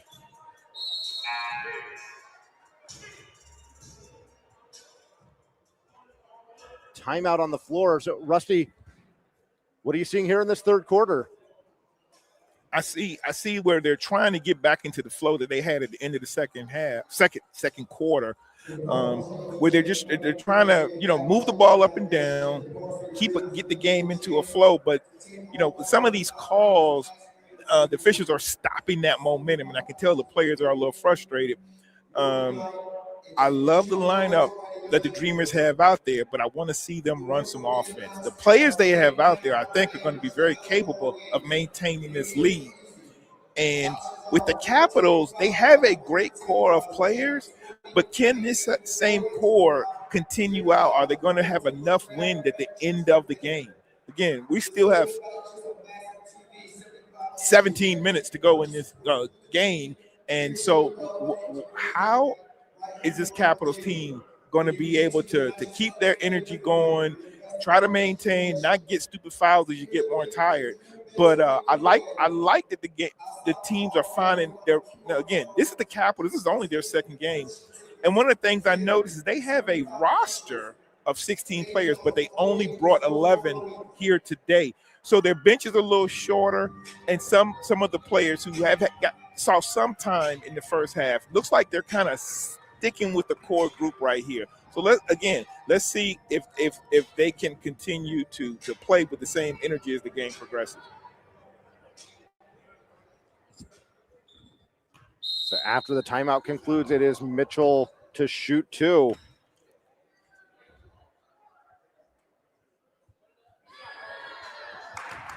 Mitchell goes at 30.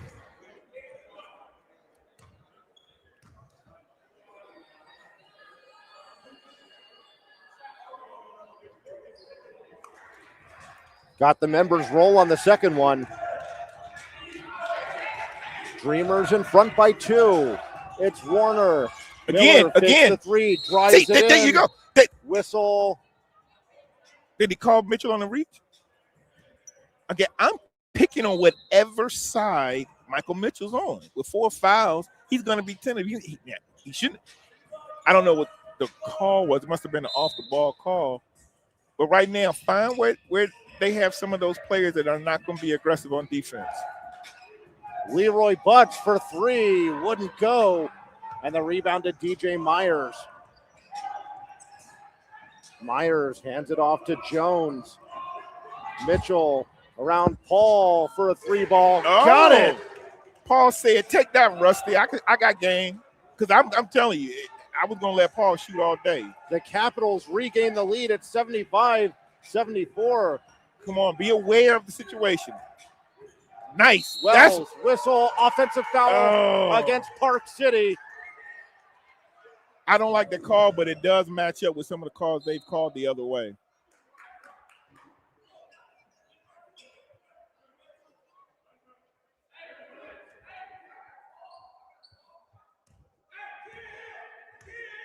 Mitchell dribbles into the front court as he's being guarded by Warner. Mitchell turns on the speed. Shot no good, but a foul. Yeah, I don't like that matchup. Warner's a good defender, but Mitchell's 6'8" with handle, and that's going to be a tough matchup because he's tall, he's athletic, and he's going to the basket.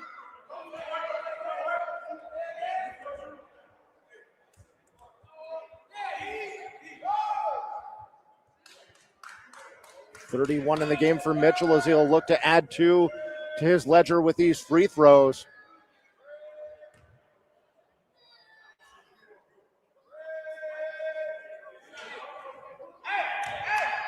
Missed the first one.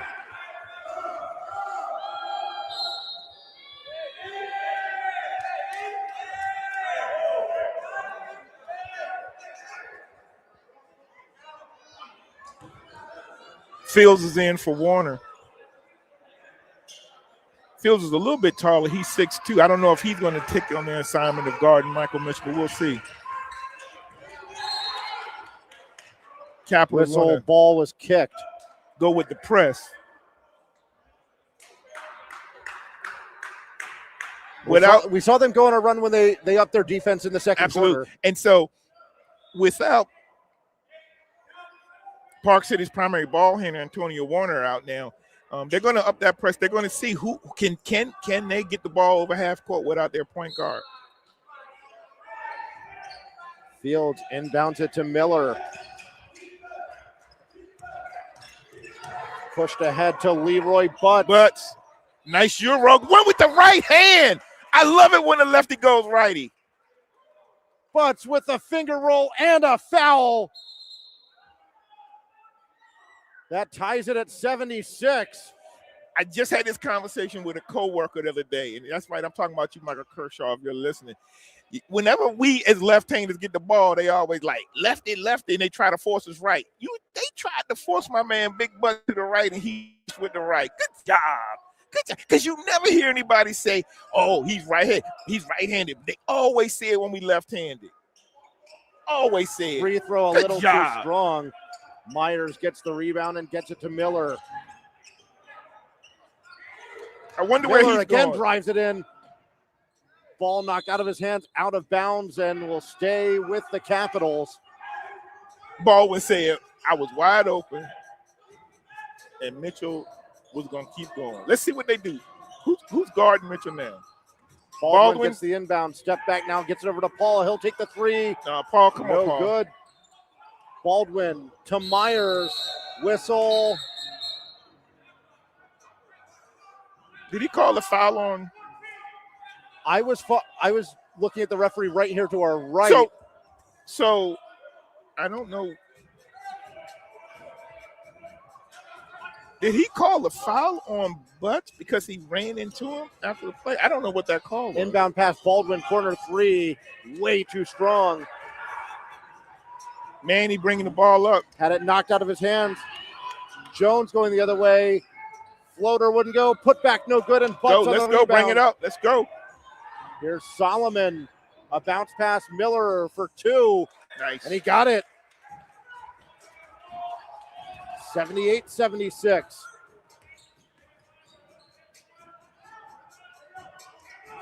Myers to Jones. Brings it in. That's a nice finish for Dyron Jones. He's got 16. Game tied at 78.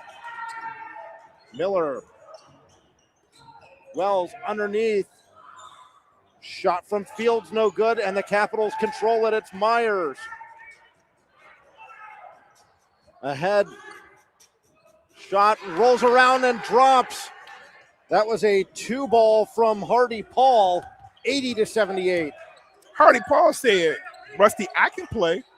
Solomon over to Fields. He's able to keep the ball from going out of bounds. Fields drives it in. Nice left. Floater off the front rim, wouldn't go. Mitchell on the rebound, fires it ahead for Jones. Pulls up for a three, no good. Fields with the board for Park City. Miller with speed into the paint. Oh, but everything but the finish there. Fired ahead. Good job. Nice steal hustle. by Butts. Nice hustle. They were looking for that home run pass to Baldwin. Come on. Park City, take your time. Set up the offense.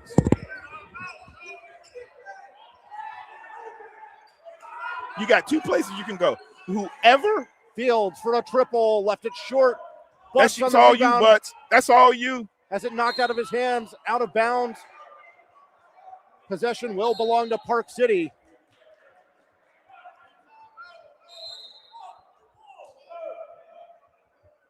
Timeout on the floor.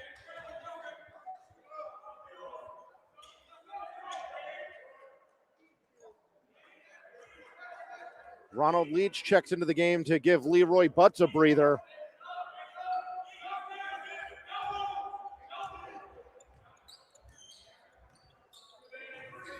It's Justice Baldwin being watched by Calvin Solomon. Baldwin throws on the brakes. Jumper, count it. 13 in the game for Baldwin. Yeah, and Capital. Fields.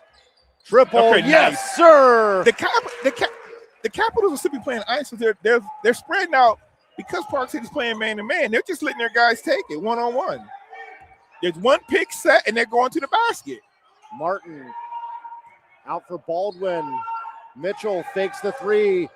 Drives it in. Shot no good, but a foul called. Play him for the drive. Let him shoot the three. He wasn't going to shoot that three. He loves going to the basket.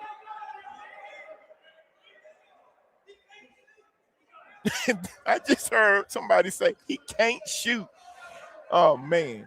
Yeah, make him shoot the three. He wants to go to the basket. Stay on your feet. Don't leave your feet. Keep your hands up and move your feet. He loves shooting free throws. First one rolls in for Mitchell. Mitchell loves giving responses to the crowd. He's a showman.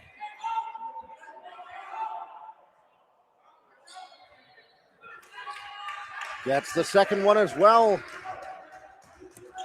84-81 Capitals on top.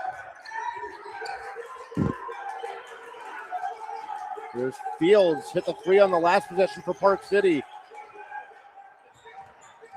Nice job by Miller to rescue that ball from going. Carolina has picked up their defense. Shot no good. Rebound was knocked around and it's controlled. But a steal. Nice. And Manny Miller to lay it up and in. He's got 12. Dreamers within one.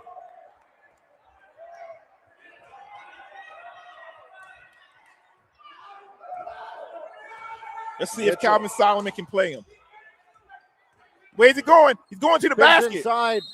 Wells gets called for the foul.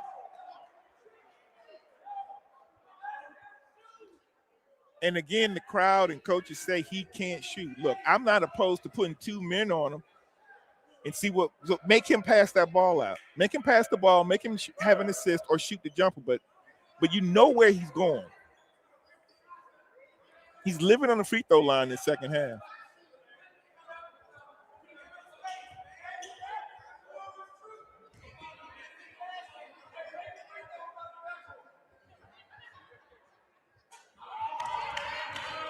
First one good. It's 85-83.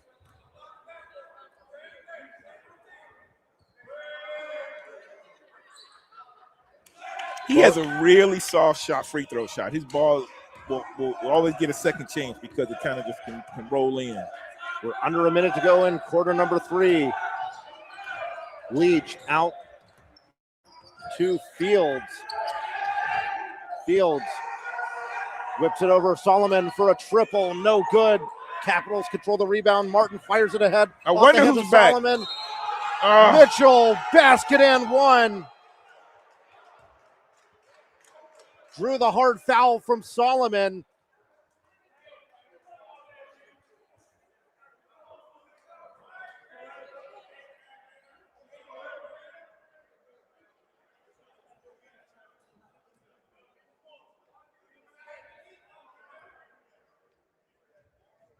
Mitchell, Is he at 39? let me tally I up think here. he's going to 40. This might be point number 40. Hits the free throw.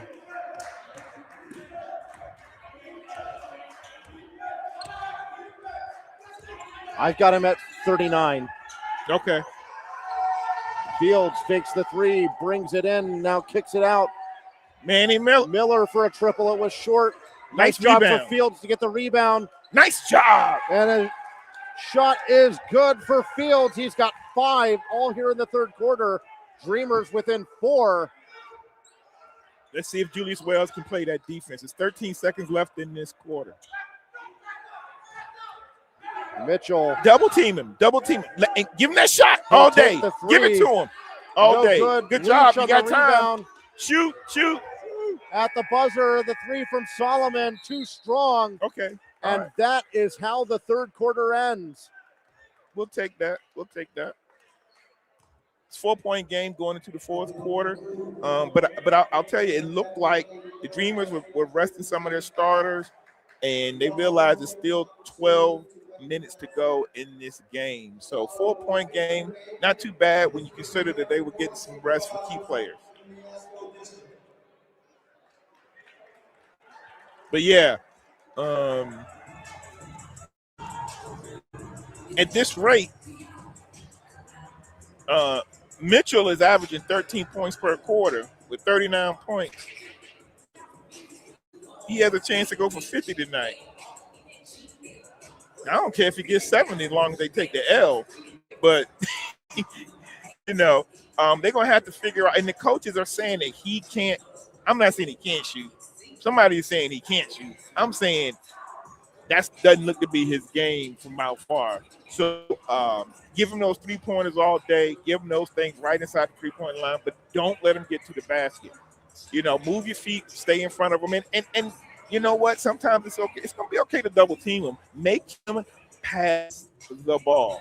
In professional basketball, yeah, you had Bam out about it, going for 83 the other night. But they weren't really playing a real professional basketball team, unfortunately, with our Washington Wizards and the way they are progressing with this season. But you can make a player stop shooting if you want that to be a focus, and you can make somebody else beat you when you have professional athletes out there. So let's just see if there's any change on how they guard Mitchell. But Frederick ran to inbound this ball. And now he'll hand it off to Remember- Jones, who fires it in, and we're underway in the fourth quarter. We haven't had it today, but remember, in professional basketball, they don't have a 10 seconds. They have 8 seconds. Ball out of Dreamers bounds, ball. turnover, gives it to the Dreamers. So the back is 8 seconds. We haven't had it today, but just beware. Solomon trying to get away from Baldwin, bounce pass Miller. Back out to Solomon. So Warner not on the floor to start the fourth quarter. Here's a 3 for Solomon. No good. Miller fighting for the rebound, but Myers got it away from him. Jones. Mitchell misses the 3.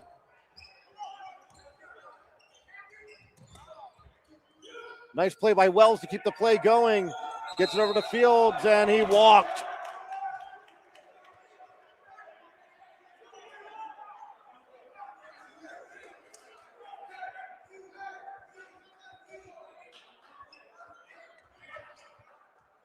Myers bounces it in to Jones.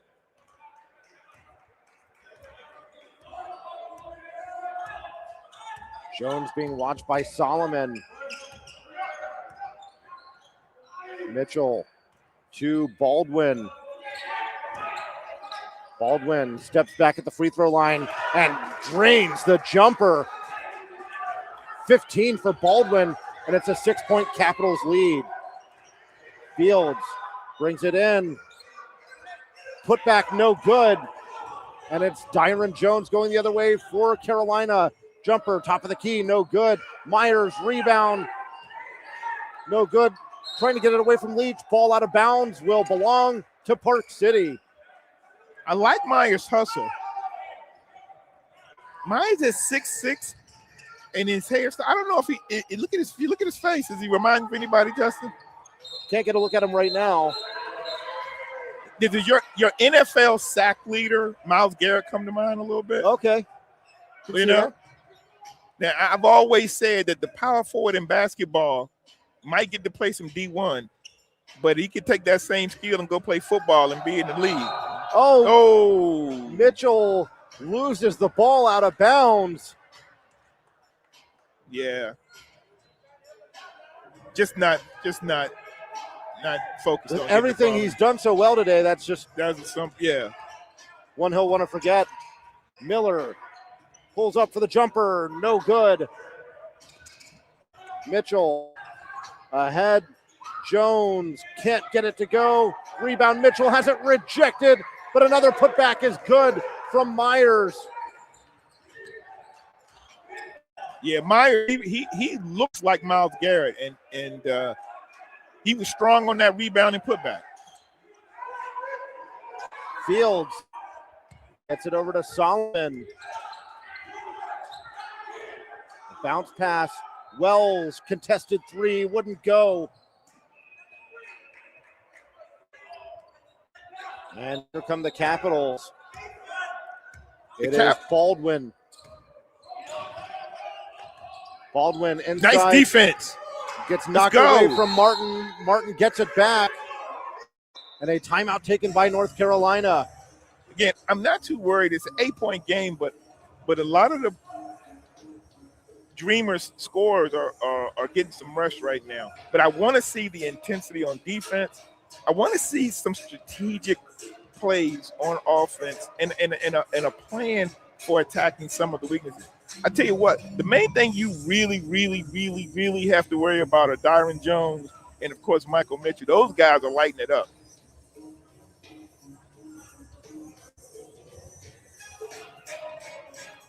They've accounted for 2/3 of the Capitals' points.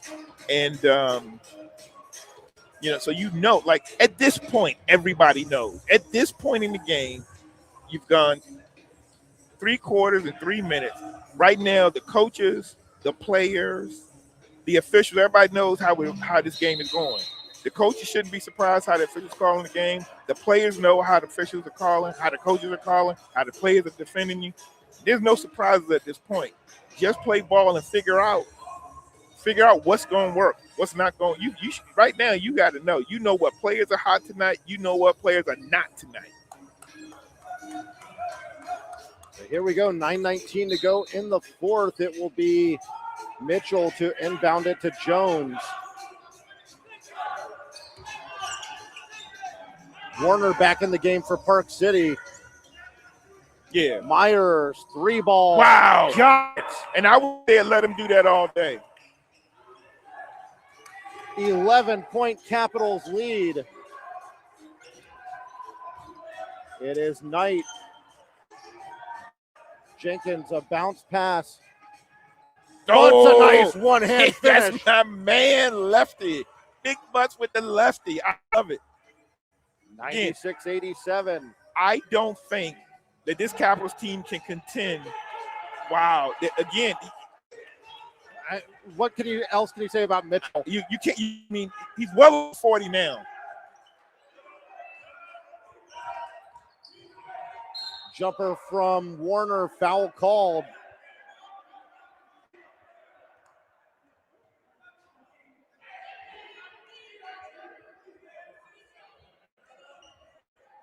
Warner to shoot two as he's re-entered the game here in the fourth quarter. He's doing a pretty good job defending Jones, but he really can't cover Mitchell. But he's a good defender. It's hard. It's hard for anybody to check Mitchell, but he's doing a fine job now that he's checking Jones. But on the offensive side, I really want to see the Dreamers go to the basket, and then he's got to make these free throws. Got to make the free throws, Dreamers. Come on.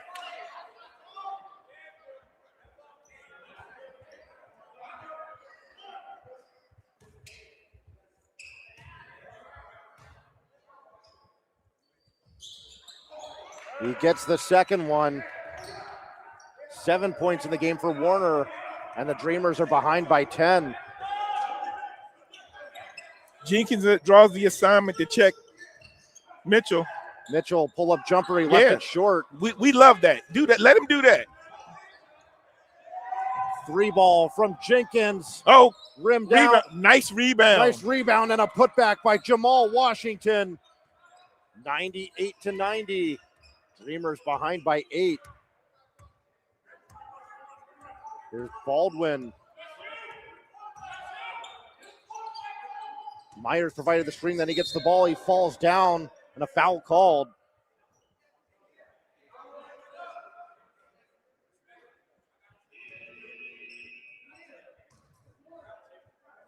Who I wasn't sure, was that foul on Warner? He didn't see showed the one. I didn't see him if he put up the 13. I mean, the other one. Oh, maybe he gave the foul to Butts.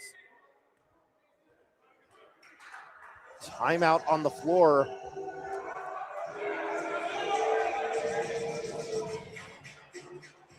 We'll step aside quickly here with 7:53 to go in the fourth quarter. Capitals lead at 98-90 on Prince William Sports.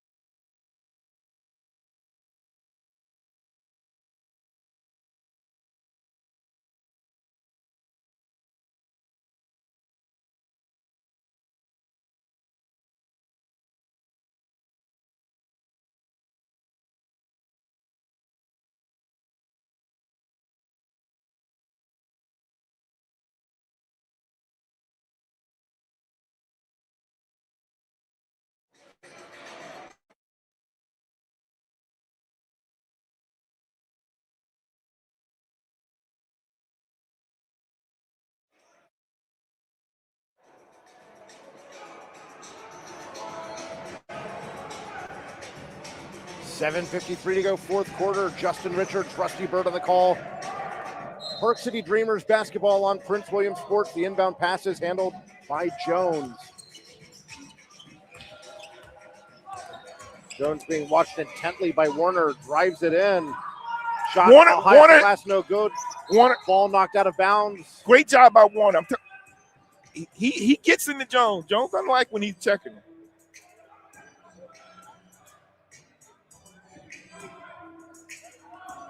Right now, they need to make this the Chris Knight and Leroy Butt show. Knight all alone for the And jumper, and he nailed it. I think they heard me. Man, I gave a little secret signal to the sideline, and they were like, Rusty, we got you, dog. Pass floated inside. Mitchell has it rejected by Butts, but a blocking foul called. That will go against Knight.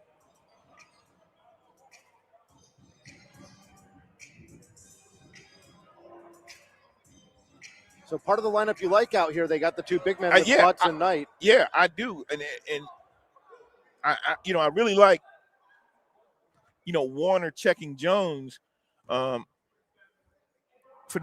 North Carolina. But they got to figure out how they want to defend Mitchell. I am not ever too ashamed to go ahead and double team somebody. So whether you got a receiver that we got to put two on, if it's football and basketball, if we got a boxing one, diamond and two, whatever we got to do. But Mitchell's killing y'all. He about to go for 50. He hits them both. That puts the Capitals at the century mark. It's 100-92. J.R. Jenkins for Leroy Butts. Jenkins dribbles past Mitchell, gets it over to Warner. He'll take the three off the mark. Let's go, Butts. Let's to Butts. Gets it to Jenkins. He brings it in. Finger roll. Count it. Go to the basket. These guys do not want to get any fouls. Look, they're not deep on their roster. They got guys on the bench that's just not getting back in the game. Mitchell drives it in, nearly lost it. Gets it over to Paul. Free ball. Got it. Paul with his third three-pointer. And every time he makes one of those, he goes, that's for you, Rusty. It's Butts. Come on. To Jenkins being double teamed. Come Loses the on. ball. Come on. Paul ahead for Jones. And it's Myers to put it off the glass. With Chris Knight sitting at the free throw line and the person behind him being Mitchell, I don't understand why the ball is not going to your leading scorer every time down. Pass inside, and Warner finishes. 105-96. Paul tying his shoe behind the play as Mitchell dribbles across midcourt. No. Oh, nice D. Nice hands. Nice play by all the way. He's not going to touch you. You could have gone up. He is not going to touch you. Free ball. Jenkins misses it. Jones brings it slowly ahead for the Capitals. Let him shoot. Let him shoot. Free ball. Got it. He's at about 53 right now. 108-96. It has been the Michael Mitchell Show this afternoon. All day. Pass inside. Shot from Knight. No good, but he is fouled. Look, North Carolina has not been bashful about letting their best player be the best. Right now, I just would love to see Park City give the ball, at least let Chris Knight touch the ball on once every possession. Because right behind them, you got Mitchell and you got some other guys that don't want that smoke. First free throw from Knight is good. He's got 27.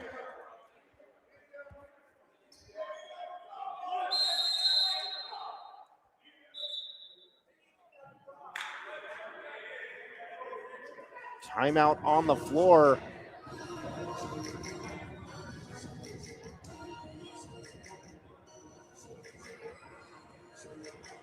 North Carolina leads by 11, but it's plenty of time left in this game. Plenty of time. No, we've seen swings go back and forth all game long. Yeah.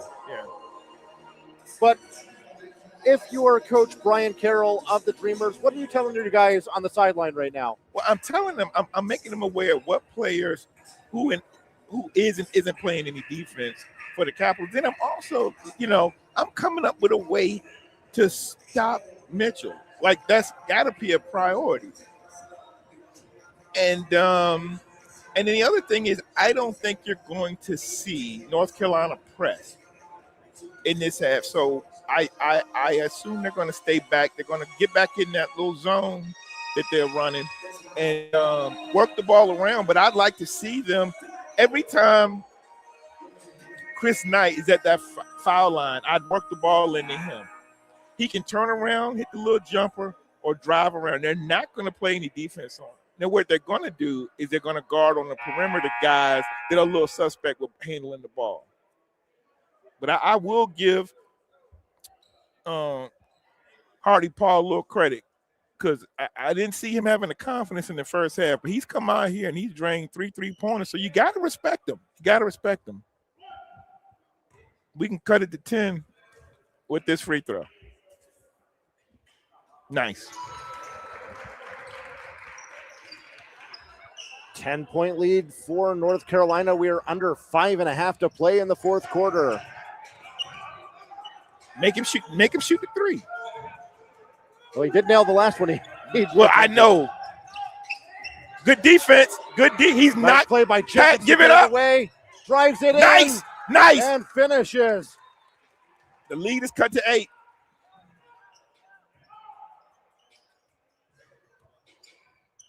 Warner watching Jones as he brings it ahead. Offensive foul called against Whitaker.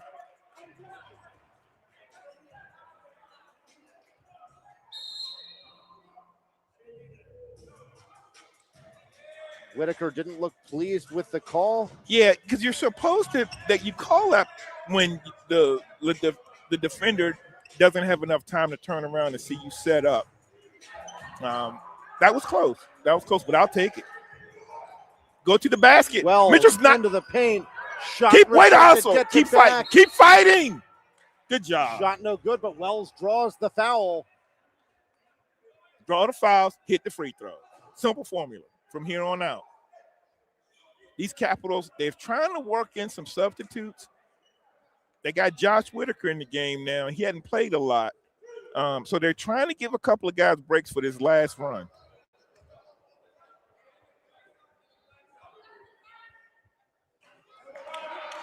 Too short on the first attempt from Wells.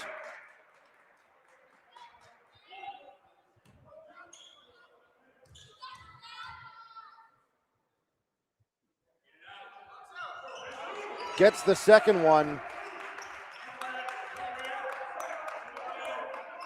Dreamers within right. 7. So Jones dribbled it on the. Jones gives it away. Here comes Jenkins. Shot no good. Myers pulls up, triple, no good. Rebound to Mitchell, one hand. Wouldn't go, put back Myers. Wouldn't go, and here's Warner. Ahead for Jenkins. His shot too strong. Couple opportunities. Come on, Dreamers. Dreamers just have to finish there. Yeah. Now Mitchell will slow things down, get it to Jones. Over to Myers.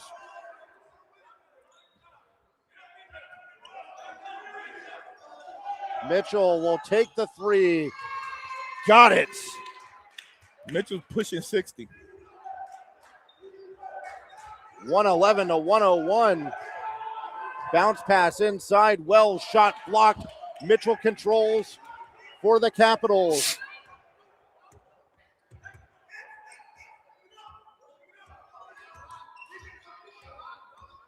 Mitchell being watched by Julius Wells. Drives it in. Shot off the glass. And that'll roll in. 113-101. Mitchell's got game, but I haven't seen him go left yet. Like, just like you say when somebody left-handed, you're going to overguard him to his right. Butts. Turnaround jumper, no good, and it's Jones on the rebound.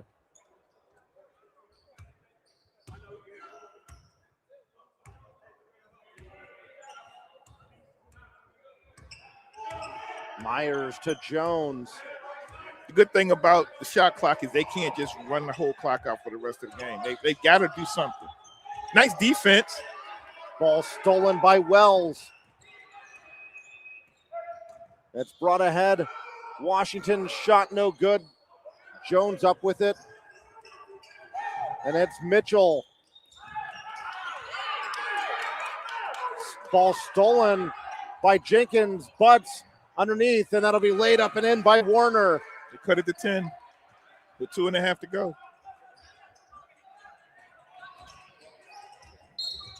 Whistle. Carry. And Jones whistled on the carry. Turnover gives it to the Capitals. That's a tough call. 2 minutes to go. Nobody made that call all night.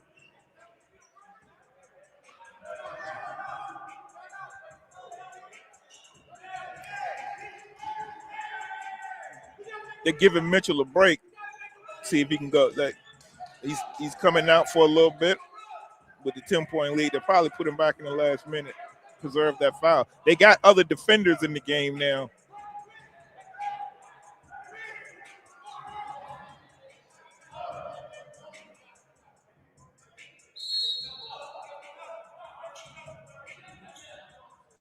So again, you have the two big men out there, Knight and Butts. Yeah. See if they like to go inside to either of them.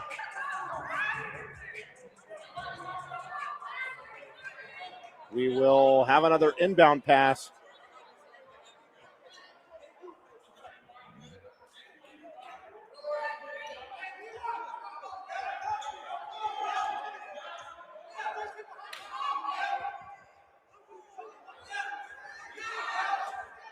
The official explaining that Jones is breaking the plane on the sideline during the inbound attempt.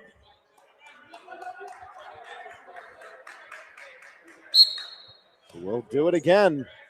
Bounce pass to Knight. Butts. 3-ball for Jenkins. Not enough on it. And it's Myers on the rebound.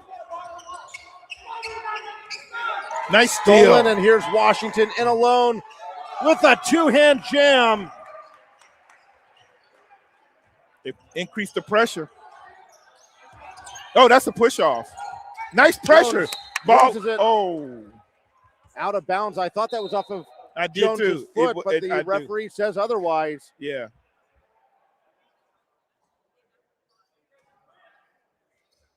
They've cut the lead to 8. Jones is going to have to come out. Looks like he might have pulled something. He'll be back, but it looks like they're going to bring him out for a bit. Right now, their primary ball handler is out, but they did bring Mitchell in.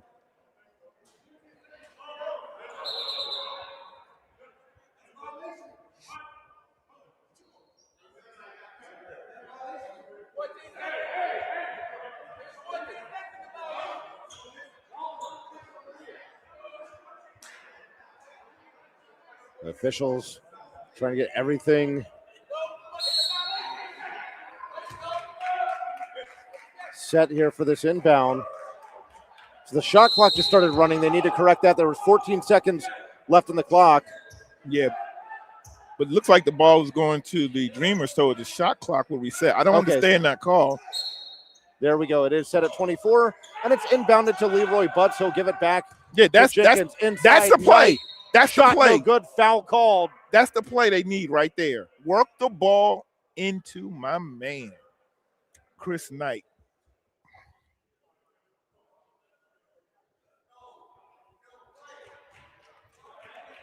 Knight gets up a little gingerly as he tries to walk it off.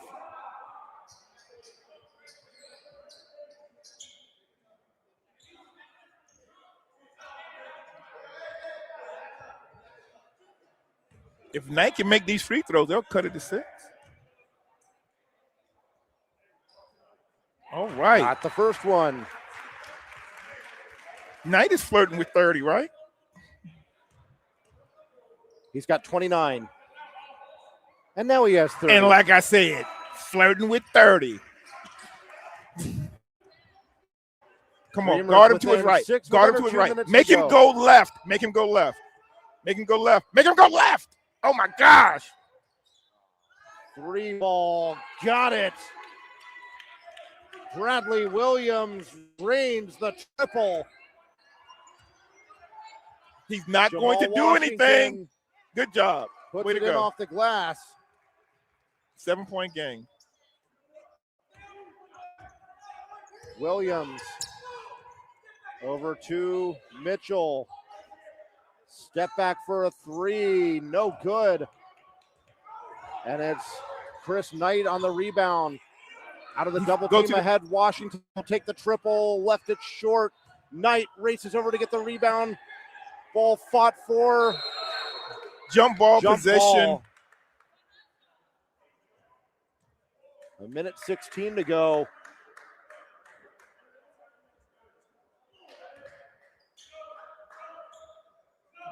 They're going to jump. Yeah, we saw that in the Petersburg game. That's right. That's right. I'm used to high school as a high school official and even college, the possession arrow. But in professional basketball, they're going to jump it. And it's got to be the two that were holding the ball. So Knight should win this. Tips it back to Jenkins. Now it's Washington. Under 10 to go on the shot clock. Washington, one-hand pass. Butts chases it down. He'll take the three. No good, and the rebound is controlled. He's going to call offensive foul. He pushed off.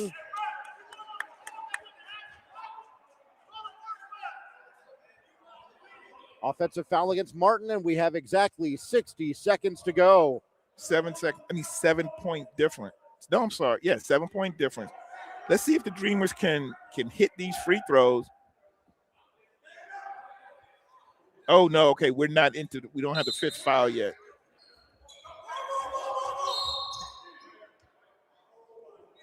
Whistle.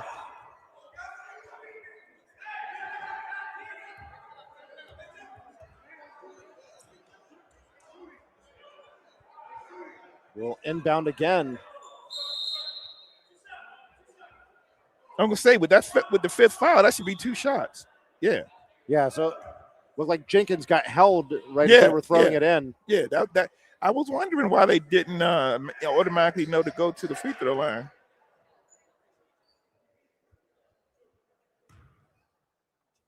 Fake Myles Garrett over there messing with butts. First one won't fall for Jenkins.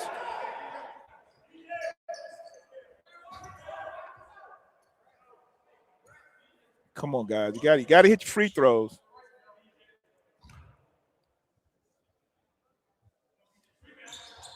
Gets the second one.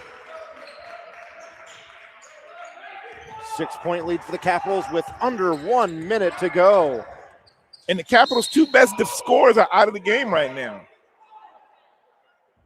Jones and Mitchell are on the sideline. I think they got the foul against Knight there. It's a 7-point game. Yeah, and Dreamers can afford to they still got 2 fouls to go before the bonus. But 1 now, but he pushed off. Myers up with the ball. Gets it to Martin into the paint, and he jams it in with authority.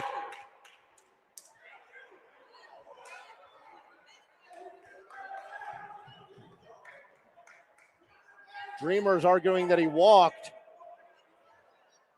Yeah, you know what? Even Martin if jams it in, he got the foul call. Even if he did walk, just be like, it's good.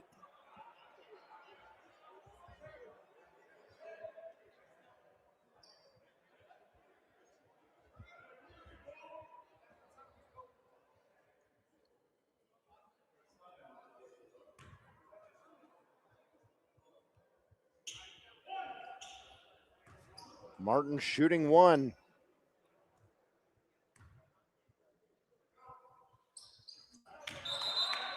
Puts that one in. And it's a 9-point lead at 119 to 110.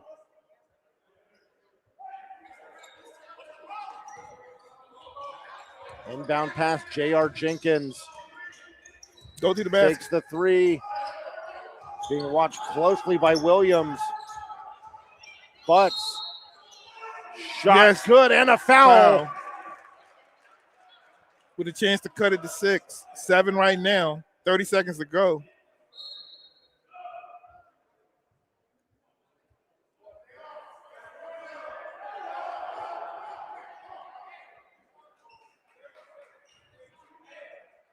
North Carolina's got in all their subs.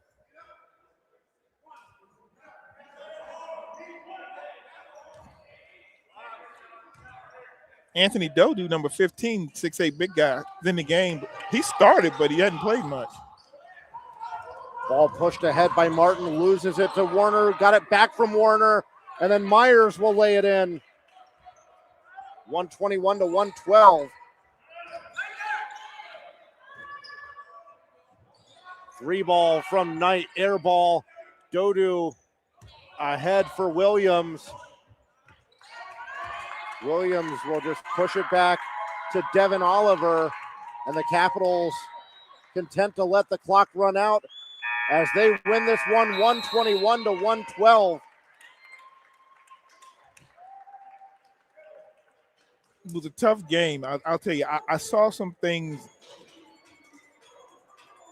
that the Dreamers can build on. It may be discouraging, I know now, to be 0-5, but I see a light. I see a light. The things I think they need to do, just work with what you got. Use your strengths, play to your strengths, and don't let off.